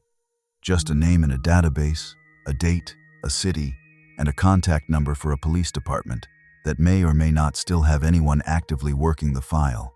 These cases exist in every state, in every decade, and they share one characteristic: the absence of the kind of documented detail that makes a case legible to the outside world. They are not less real than the cases with extensive media coverage. They are not less important. They are simply quieter. And sometimes the quiet is the most unsettling thing about them. Shannon Green disappeared on July 6, 1986. She was approximately 26 years old. She was a resident of Owensboro, Kentucky, the same city on the Ohio River that would lose Carole Hamilton 17 years later. The Owensboro Police Department listed her as a missing person. Her case is active in the National Missing Persons Database. The contact number for information is the Owensboro Police Department at area code 270. That is nearly everything that exists in the publicly available record about Shannon Green. The specific location where she was last seen is not confirmed in public reporting. The circumstances of her disappearance are not confirmed in public reporting. Whether a vehicle was involved, whether personal effects were left behind, whether she had family searching for her, the details that build a case into a narrative are not available in the public record for Shannon Green. What is available is her name, her approximate age, the city, and the date. July 6, 1986. A summer day in Owensboro, Kentucky, and then nothing. Now this is where the case turns dark, not through revelation but through its absence. There is a specific kind of horror in a case with no story. The cases earlier in this list, Ann Gotlib, Erica Frazier, Crystal Rogers, Brooklyn Farthing, became known because people fought to make them known. Families held press conferences. Journalists filed public records requests. Reward funds were established. Communities searched. The documentation of those cases exists because someone, usually a family member, refused to let the absence of answers become the absence of attention. Shannon Green's case has no such documented public fight. There is no record of it in the way the other cases have records. There is a name on a list. What that silence means is not knowable from the outside. It may mean her family lacked resources or access to media. It may mean she was a person whose disappearance did not attract the institutional attention that other cases received. The quiet, systemic inequity in whose missing persons cases get covered and whose do not is real and documented. It may mean something happened to her records, or that details exist in the case file that have simply never made their way into public reporting. It may mean that the people who knew Shannon Green have been carrying this for nearly 40 years without anyone outside Owensboro ever asking them about it. The geography of attention in missing persons cases follows patterns that researchers and advocates have documented extensively. Cases involving young white women in suburban or rural settings with clear narrative hooks, a car left behind, a phone on the seat, a text that said "I'm scared," generate coverage. Cases involving people of color, people in financial hardship, people whose disappearances lack the kind of dramatic physical evidence that makes a story easy to tell, frequently do not. Shannon Green's case sits in that second category. This is not an indictment of any individual investigator or journalist. It is a structural reality of how attention flows in a media ecosystem with finite capacity. Shannon Green fell through a gap that has swallowed thousands of names. What it does not mean is that Shannon Green is less important than the cases that came with documentation. Here's the critical detail about cases like this one. The National Missing Persons Infrastructure, NamUs, the National Center for Missing and Exploited Children, State Police Cold Case Units, maintains thousands of entries that look like Shannon Green's entry. A name, a date, a location, sometimes a physical description, sometimes a case number. The entries exist because someone, at some point, filed a report. A family member, a friend, a neighbor, someone who noticed an absence and put it into the system. Shannon Green's entry exists because someone cared enough to report her missing. That person, whoever they were, has been waiting for an answer for nearly 4 decades. Owensboro, Kentucky, in the summer of 1986, was a city of roughly 50,000 people. The same mid-size Ohio River city where Carole Hamilton would vanish 17 years later. The same city large enough for a life and small enough for a disappearance to be felt. July 6th falls in the deep heat of a Kentucky summer. What was happening in Shannon Green's life in the days and weeks before she disappeared is unknown. Where she was going that day, or that night, is unknown. Whether she was afraid, whether she reached out to anyone, whether she had plans, all of it is unknown. But here's what doesn't make sense about cases that fall into this category of silence. The year was 1986. 4 years after Ann Gotlib's disappearance in Louisville had prompted national attention and the creation of the National Center for Missing and Exploited Children. 3 years after the Missing Children Act of 1982 had created new federal infrastructure for tracking missing persons. The systems existed. The reporting mechanisms existed. Shannon Green's case was entered into those systems. And then the decades passed, and the coverage did not come, and the file remained active without generating the kind of public attention that might have surfaced new information. Her case has been in the Owensboro Police Department's records for nearly 40 years. If you have information about Shannon Green, about who she was, what happened to her, where she was going on July 6, 1986, the Owensboro Police Department is still the contact. The number is listed. The case is open. Shannon Green. A name. A date. Owensboro, 1986. Nothing else in the public record, and that restraint, that deliberate silence in the face of unknown details, is not a failure of this story. It is the story. Because Shannon Green is real, and she is missing, and the fact that her case never became a documentary or a billboard or a federal investigation does not diminish the reality of her disappearance by one single day. Now the case changes character entirely. What follows is not a disappearance in the traditional sense. The next victim was a police officer. His body was found, and the person who disappeared from this case was the killer. But what that killer left behind, in the pre-dawn hours of a Thursday morning on a Kentucky highway exit ramp, was one of the most coldly premeditated crime scenes in this entire list. May 25, 2013. Bardstown, Kentucky. The Bluegrass Parkway. The same road where Crystal Rogers' car would be found 2 years later. In the same small town where Tommy Ballard would be shot 3 years after that. In the pre-dawn darkness, someone placed tree branches across an exit ramp off the Bluegrass Parkway.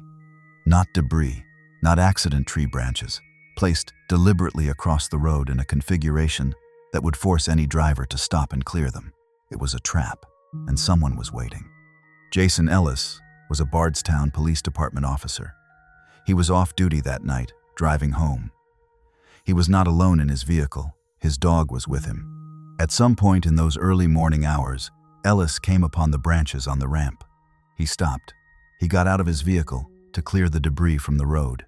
It was the kind of thing a police officer does instinctively, even off duty, a civic reflex, the habit of clearing a hazard before it caused an accident. He was shot multiple times.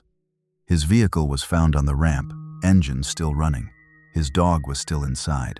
Jason Ellis was dead. The detail of the dog has stayed with this case since it was first reported. A police officer driving home from a shift, his dog with him in the vehicle. It is a detail that places Jason Ellis as a complete human being in a specific moment, not just a victim in a case file. The dog was unharmed. The engine was running. The branches were on the ramp. And Jason Ellis, who had stopped to do what any responsible driver would do, was gone. Here's the critical detail about the physical setup of the crime. Someone placed those branches before Ellis arrived. That means this was not a spontaneous confrontation or a crime of opportunity. It was a prepared ambush. Someone identified a location, acquired or cut branches sufficient to block a highway exit ramp, placed them at a time and in a configuration designed to stop a specific vehicle or any vehicle, and then waited in the darkness with the intention to kill whoever stopped. The level of premeditation required for that sequence is significant. This was not improvised. This was planned. The Bluegrass Parkway corridor through Nelson County runs through open farmland at night with limited ambient light and sparse traffic in the pre-dawn hours. An exit ramp at that hour is genuinely isolated. Whoever placed those branches understood the location, understood the timing, and understood what a driver's instinctive response would be. They had time to prepare, to position themselves, and to wait. The patience that implies the cold, calculated patience of a prepared ambush is one of the most disturbing aspects of the Jason Ellis case. No witnesses came forward. No surveillance footage has been publicly identified capturing the perpetrator. No suspects have been charged. The Bluegrass Parkway exit ramp at Bardstown is a specific, bounded location. It is not an infinite rural expanse like the terrain around Berea. The branches had to be placed. Someone had to be there. And somehow, in the dark of a Thursday morning in May 2013, that person, or those people, were never identified. In January of 2023, Kentucky Attorney General Daniel Cameron appointed Special Prosecutor Shane Young to assist in the prosecution of criminal charges connected to 3 Bardstown deaths: Crystal Rogers, Tommy Ballard, and Jason Ellis. The appointment was explicit about the connection between all 3 cases. Young's work on Rogers and Ballard resulted in the 2025 convictions. His work on Ellis has not yet produced charges. The investigation into who placed those branches on the exit ramp and who pulled the trigger is, as of the latest available public reporting, still open. The tree branches on the ramp are the detail that stays. Someone went to that exit ramp before Jason Ellis did, in the dark, and arranged a trap. They knew how highway traffic works. They knew what a driver encountering a blocked ramp would do. They planned for it. And then they killed a police officer and walked away, and no one who has been publicly named has ever answered for it. 3 cases, 1 town, 1 decade, 1 prosecutor, 2 convictions, 1 open investigation, and a ramp on the Bluegrass Parkway that still carries that weight every time someone drives past it. The last case in this list takes us back 120 years, to a hollow in cave country where 3 people vanished in a single moment, and the only suspect walked free for the rest of his life. Edmonson County sits in south-central Kentucky, in the karst limestone country that runs south from Elizabethtown toward the Tennessee border. This is cave country. The land above Mammoth Cave National Park, the longest-known cave system in the world, with more than 400 miles of mapped passages beneath the surface, sits in this part of Kentucky, and the geology that produced Mammoth Cave defines the entire region. The limestone here is full of holes. Sinkholes open in fields overnight. Underground passages run for miles without surfacing. Springs emerge from hillsides with no visible source. The earth in Edmonson County swallows things. It always has. And in 1905, it swallowed 3 members of the Stuart family without returning any of them. The above-ground landscape of Edmonson County in 1905 was a world of small farms, forested hollows, and scattered communities connected by dirt roads and the rhythms of agricultural life. People knew their neighbors. They knew whose wagon went where on a given morning. They knew the Stuart family, and when Mary and her daughters were gone, that community noticed, and the conclusion it reached about Byron Stuart's role in their disappearance was swift and sustained. What it could not do was deliver justice in any form that has survived the historical record. The Stuart case is one of the oldest on this list and one of the least documented, which is the nature of disappearances from more than a century ago. What has survived in the historical record is this: a woman named Mary Stuart and her 2 daughters, Fannie and Jessie, vanished from their home in Edmonson County sometime in 1905. They did not leave a note. They did not tell neighbors they were going somewhere. They did not say goodbye. One day they were there, and then they were not. Their exact ages are not confirmed in the publicly available historical record. The specific date of their disappearance is not confirmed. What is confirmed is that they were gone, and that the man they lived with, Mary's husband and the girl's father, a man named Byron McGray Stuart, was the only adult remaining in the household after they vanished. Byron Stuart had a documented history of violence and aggression. In 1905, in rural Edmonson County, investigation meant something very different from what it means today. There was no forensic analysis. There were no cadaver dogs. There was no federal database of missing persons. There was a local community, a local sheriff, and the testimony of whoever happened to know what had happened. Byron Stuart was named as the prime suspect in the disappearance of his wife and daughters. He was never prosecuted. He lived out the rest of his life. That sentence, 4 words, is the entire legal outcome of the Stuart case. No arrest, no trial, no exile, no community punishment of any kind that made it into the historical record. A man with a documented history of violence, whose wife and 2 daughters vanished from his household without explanation, continued to live in Edmonson County until his death. The community knew the suspected answer. The community had no mechanism or lacked the will to act on it. The failure of 1905 rural Kentucky justice was not unusual for the time and place. It was the norm. Now this is where the case turns dark in the specific way that historical cold cases do, not through the revelation of new evidence, but through the weight of permanence. More than 120 years have passed since Mary Stuart and her daughters Fannie and Jessie disappeared from their home in Edmonson County. Whatever happened in that hollow in 1905 has been covered by 12 decades of weather, growth, geological shift, and time. The limestone karst terrain that defines this part of Kentucky does not simply preserve evidence, it consumes it.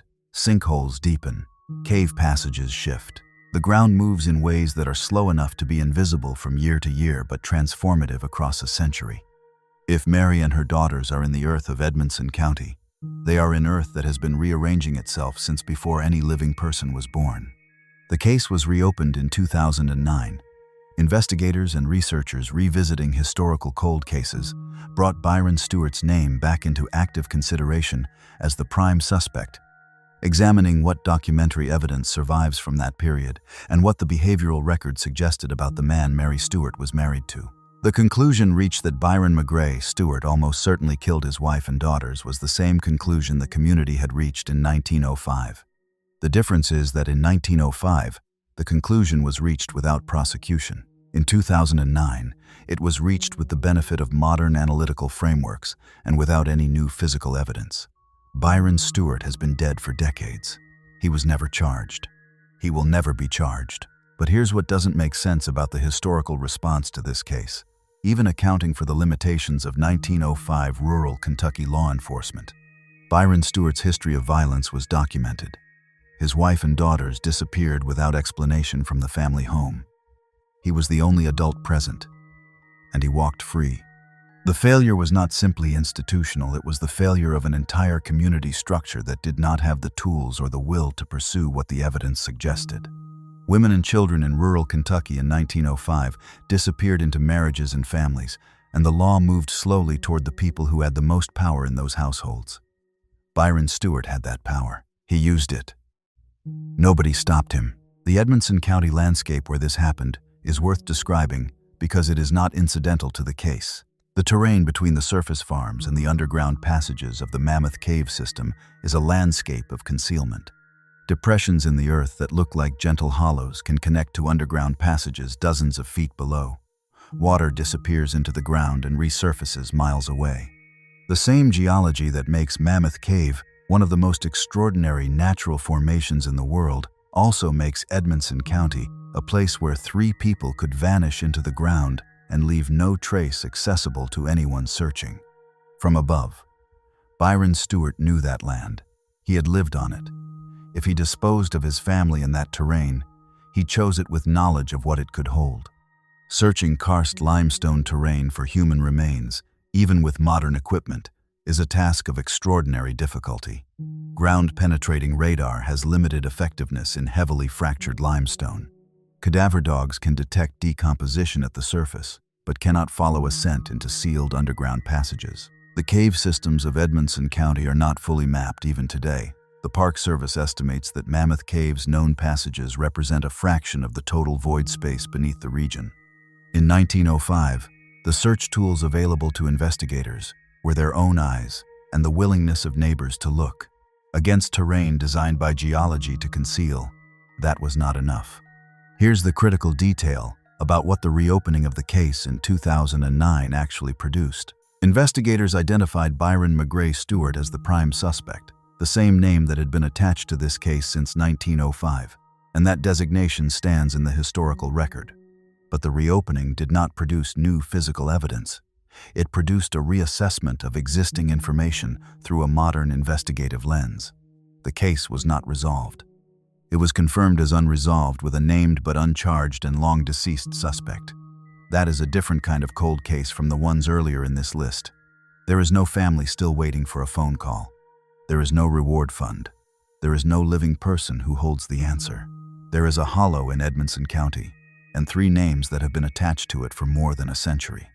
The daughters Fannie and Jessie Stuart deserve a specific mention here, because they appear in the historical record only as extensions of their mother's story.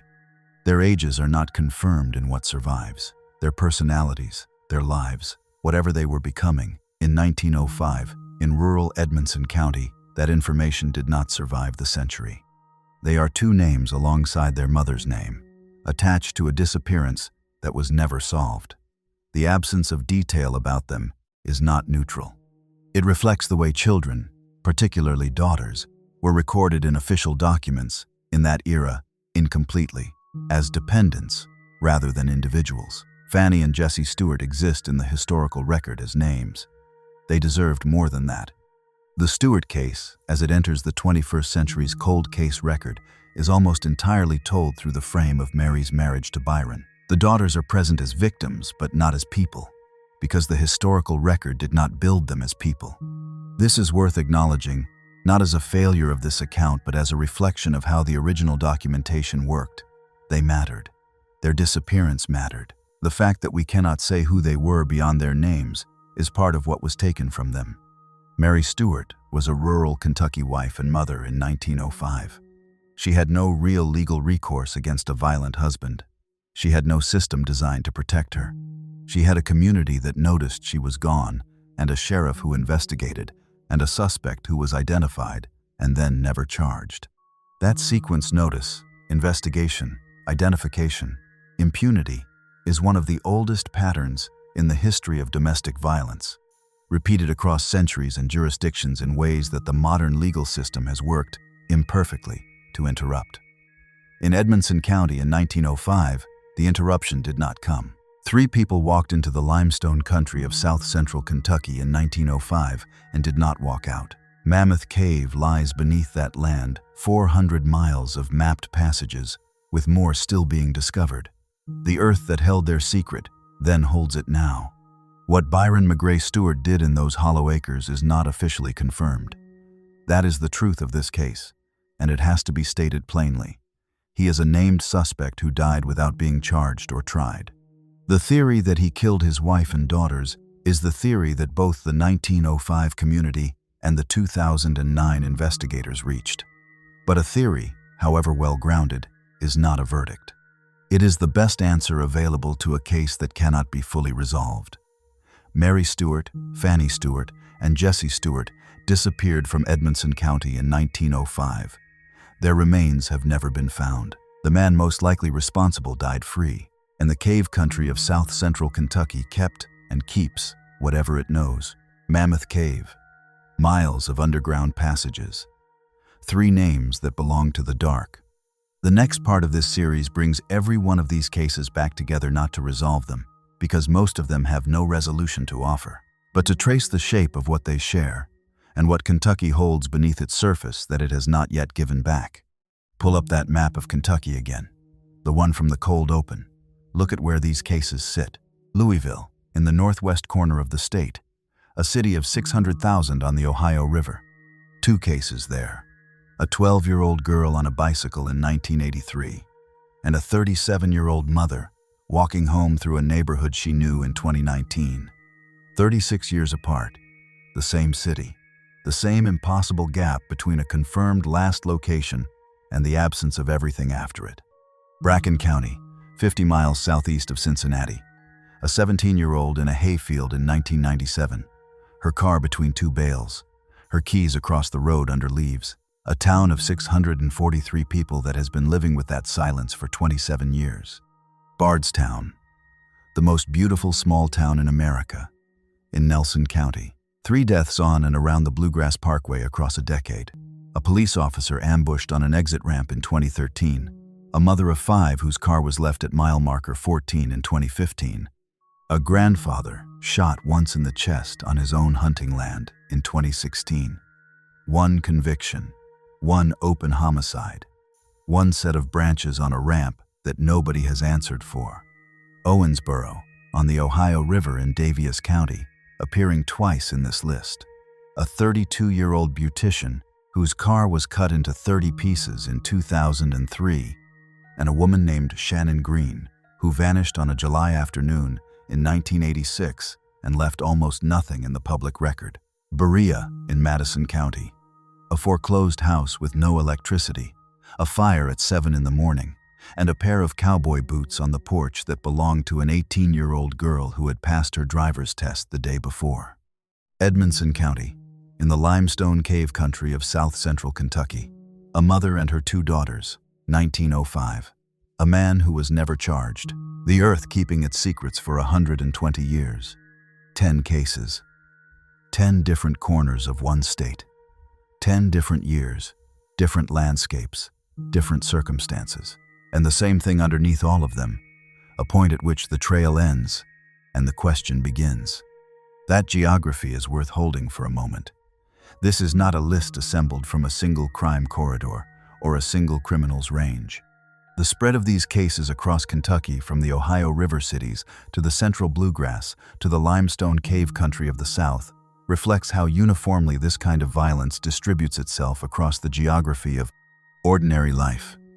It happened at a mall in a suburb. It happened on a highway. It happened on a rural road between hay bales. It happened in a foreclosed house with no electricity. It happened on private hunting land. There is no safe geography in this list. Safety was not a matter of location. It was a matter of what the people around each of these individuals chose to do. There is a pattern in this list that is worth naming, not to over-explain it, but because it runs through every case on it. The trail ends cleanly. Ann Gotlib's bicycle was propped against a pillar placed there with care. Erica Fraser's car was wedged between hay bales positioned. Crystal Rogers' personal effects were arranged on the seat of an abandoned car on a highway staged. The fire on Dillon Court started within 3 hours of an "I'm scared" text. These are not accidental endings. They are deliberate ones. Someone, in each of these cases, made a choice about what to leave behind and what to take. The bicycle, the keys under leaves, the dead phone, the boots on the porch. These are the last decisions made about each of these people by someone other than the person themselves. That is the thing that makes disappearance cases different from other categories of violent crime. A murder, when discovered, is a crime scene. A disappearance is an argument. The person who took someone also chose what version of the story to leave for investigators to find the car on the highway that looks like an abandoned vehicle rather than a crime scene. The bicycle that looks like a child who went inside rather than a child who was taken. The house fire that looks like an accident rather than a cover for an abduction. The perpetrator writes the first draft of the story. Investigators spend years or decades trying to revise it. This is where it turns darkest. Not in the individual facts of any one case, but in this structural reality. Someone decided, in each of these instances, what the scene would look like. And in most of these cases, that decision held. Crystal Rogers' car looked like an abandoned vehicle for 8 years before anyone was convicted. Ann Gotlib's bicycle looked like a child who walked inside for 40 years. Erica Fraser's car looked, at first glance, like a vehicle that had been parked in a field, until you noticed it was wedged between bales and wiped clean of fingerprints. The staging is the crime within the crime, the constructed scene designed to absorb investigative attention and redirect it, to buy time and distance and doubt. In every one of these cases, the initial scene gave investigators a version of events to evaluate before they could begin constructing an alternative. That delay is the perpetrator's most powerful tool. The hours and days spent treating a stage scene as a possible accident, a possible voluntary disappearance, a possible misunderstanding, are hours and days during which physical evidence degrades, witnesses' memories begin to shift, and whatever was done is put at increasing distance. The staging does not need to be perfect to be effective. It only needs to hold long enough to matter. In the Rogers case, the flat tire and the arranged personal effects held for 8 years. That is a very effective staging. However, it ultimately ended. Some of these cases broke through eventually. Brooks Houck is in prison. Ashley Yeagle is in prison. Gregory Oakley is dead, but he was named. The 1905 community in Edmonson County knew, even if the law could not move. Somewhere in these stories, the truth was always visible to someone. The question was whether the people who held it would say anything, and when. The ones that remain open are not open because the truth is unknowable. They are open because the truth is held by people who have chosen not to speak. This is the hardest thing to sit with in disappearance cases. Erica Fraser's case, Brooklyn Farthing's case, Jason Ellis's case, Shannon Green's case, Tommy Ballard's case. still waiting for its first arrest. In every one of them, the current state of the investigation points toward the conclusion that someone, somewhere, knows something they have not said. In a town of 643, it is your neighbor. In Bardstown, the FBI said it plainly, "We know you know." In Berea, the Kentucky State Police have said the case is criminally suspicious and no one has been charged. The silence in these cases is not the silence of the unknown. It is the silence of the known, withheld. That distinction matters because it changes what it means for these cases to remain open. An unsolvable case is one where the information simply does not exist. The perpetrator acted alone, left no evidence, told no one, and the physical traces have been consumed by time. A withheld case is different. A withheld case is solvable because the knowledge exists in a person, and a person can speak. The open cases in this list, particularly Erica Fraser's, Brooklyn Farthing's, Jason Ellis's, Tommy Ballard's, have the character of withheld cases. The investigations have pointed consistently toward circles of people with information. The information is there. The speaking has not happened. That is a fundamentally different kind of cold than an information vacuum, and it is a cold that can break at any time. Here's the detail that connects these cases across geography and decade. In every one of them, the missing person left something behind. Anne Gotlib's bicycle, Erica Fraser's purse and cash, and Winnie the Pooh watch, somewhere. Crystal Rogers' keys and phone and purse. Tommy Ballard's unfired shotgun in the November woods. Carole Hamilton's 30 pieces of a silver Pontiac at the bottom of a Fordsville pond. Brooklyn Farthing's cowboy boots on a porch. Andrea Knable's laptop in an LMPD evidence room. Shannon Green's name in a database. 3 names in cave country.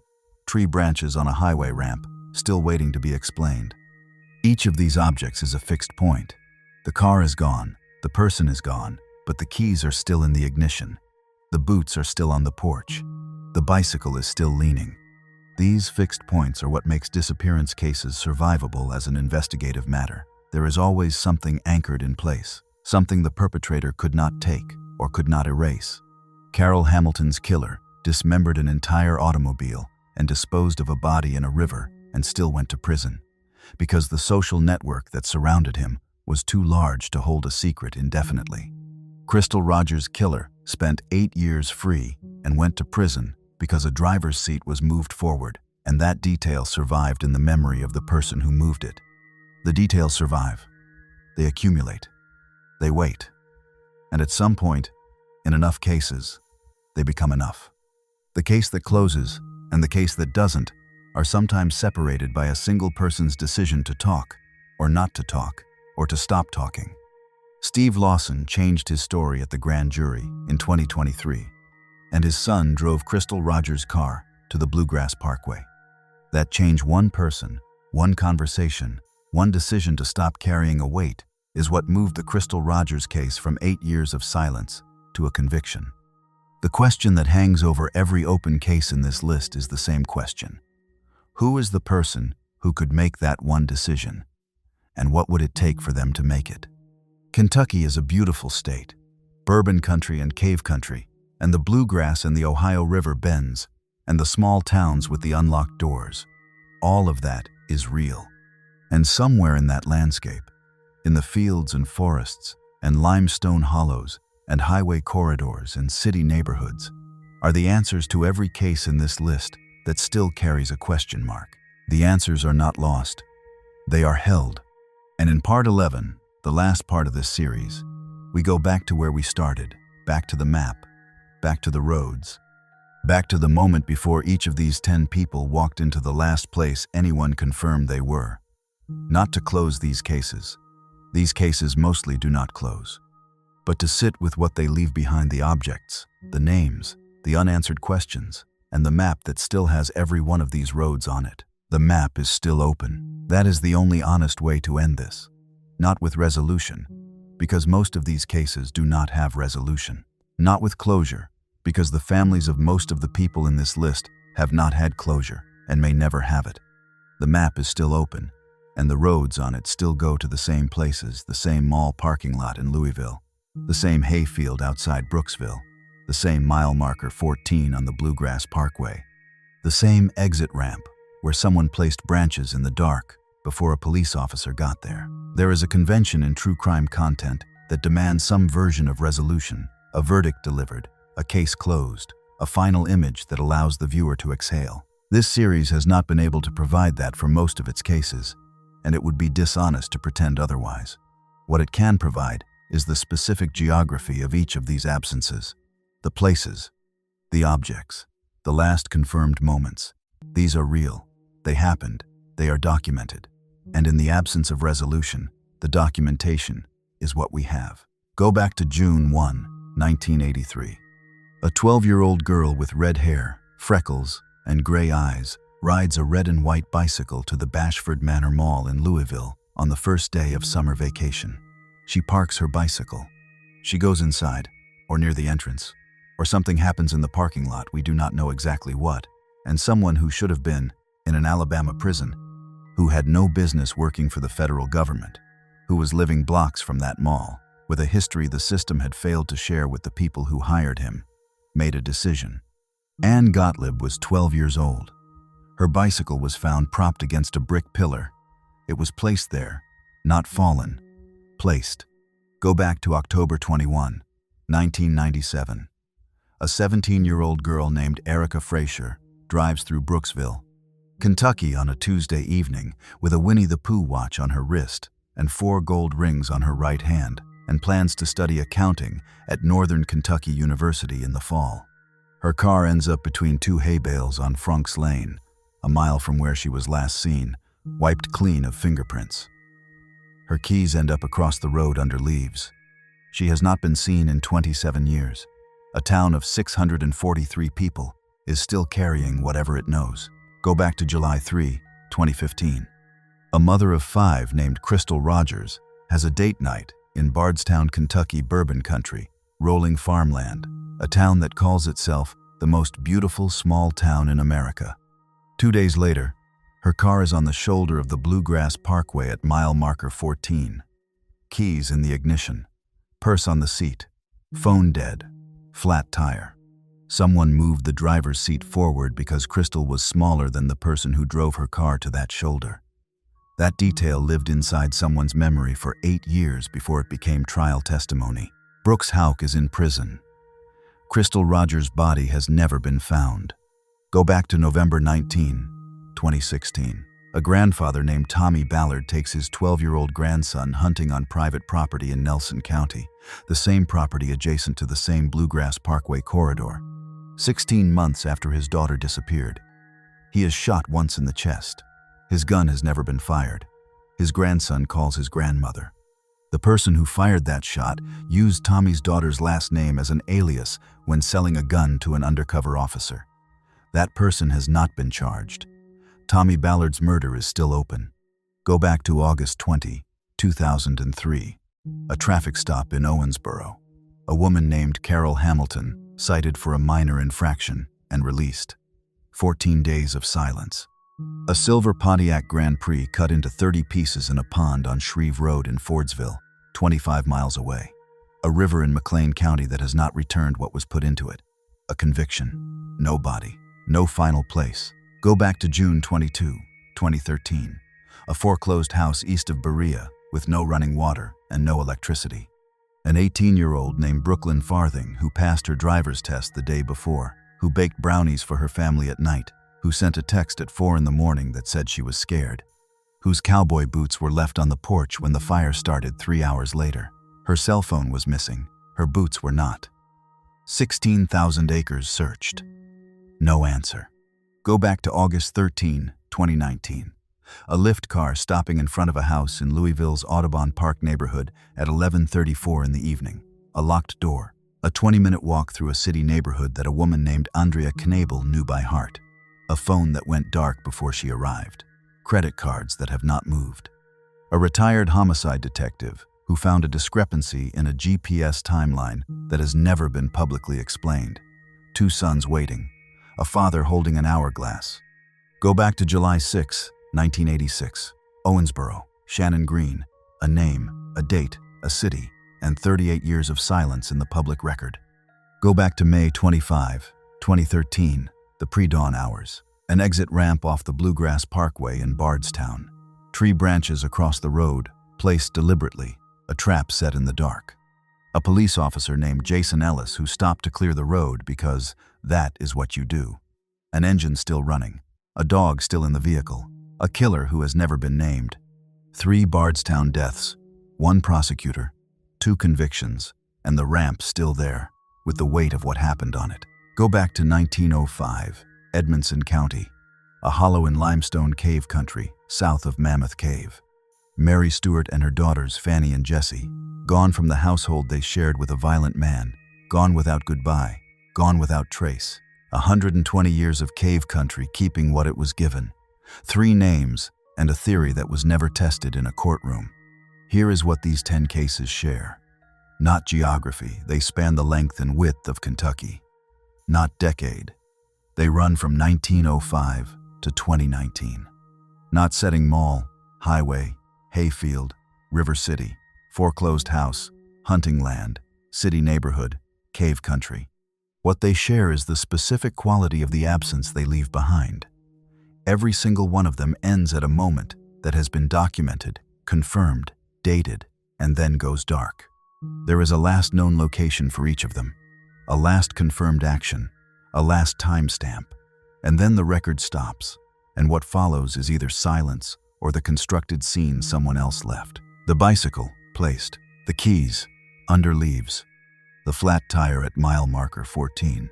The unfired shotgun in the November woods. 30 pieces of a car in a pond. The boots on the porch. The phone, dark. A name on a database. Read that list again. Every single one of those details was left by someone who was trying to control what came next.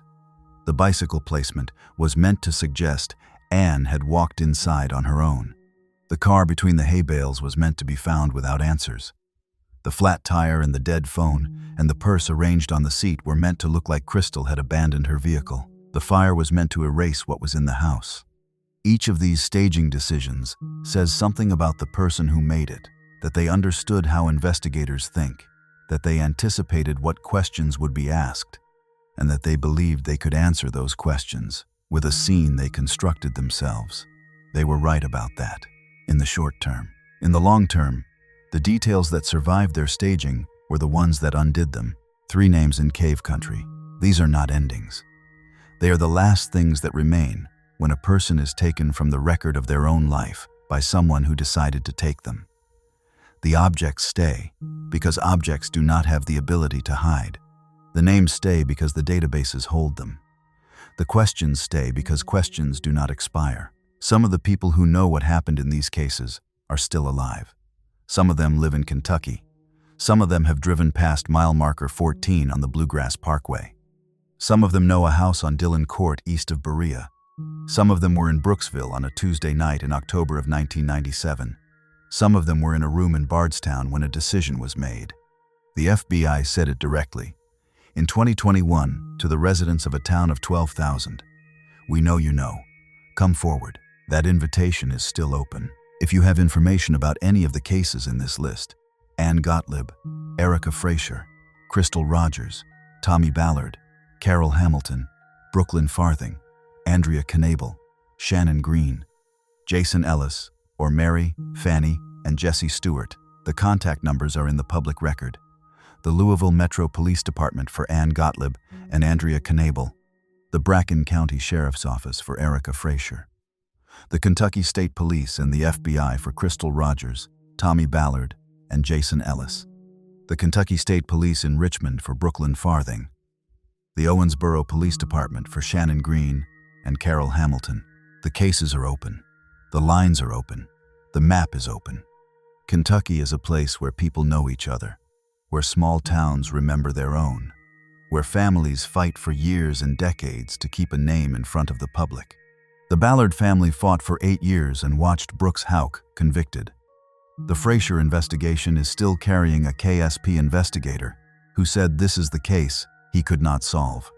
The Farthing family has a website and a reward fund and a billboard, and they are still there, 12 years later, still asking. Mike Knable writes emails to LMPD and holds his daughter's photograph and says his family is not beaten.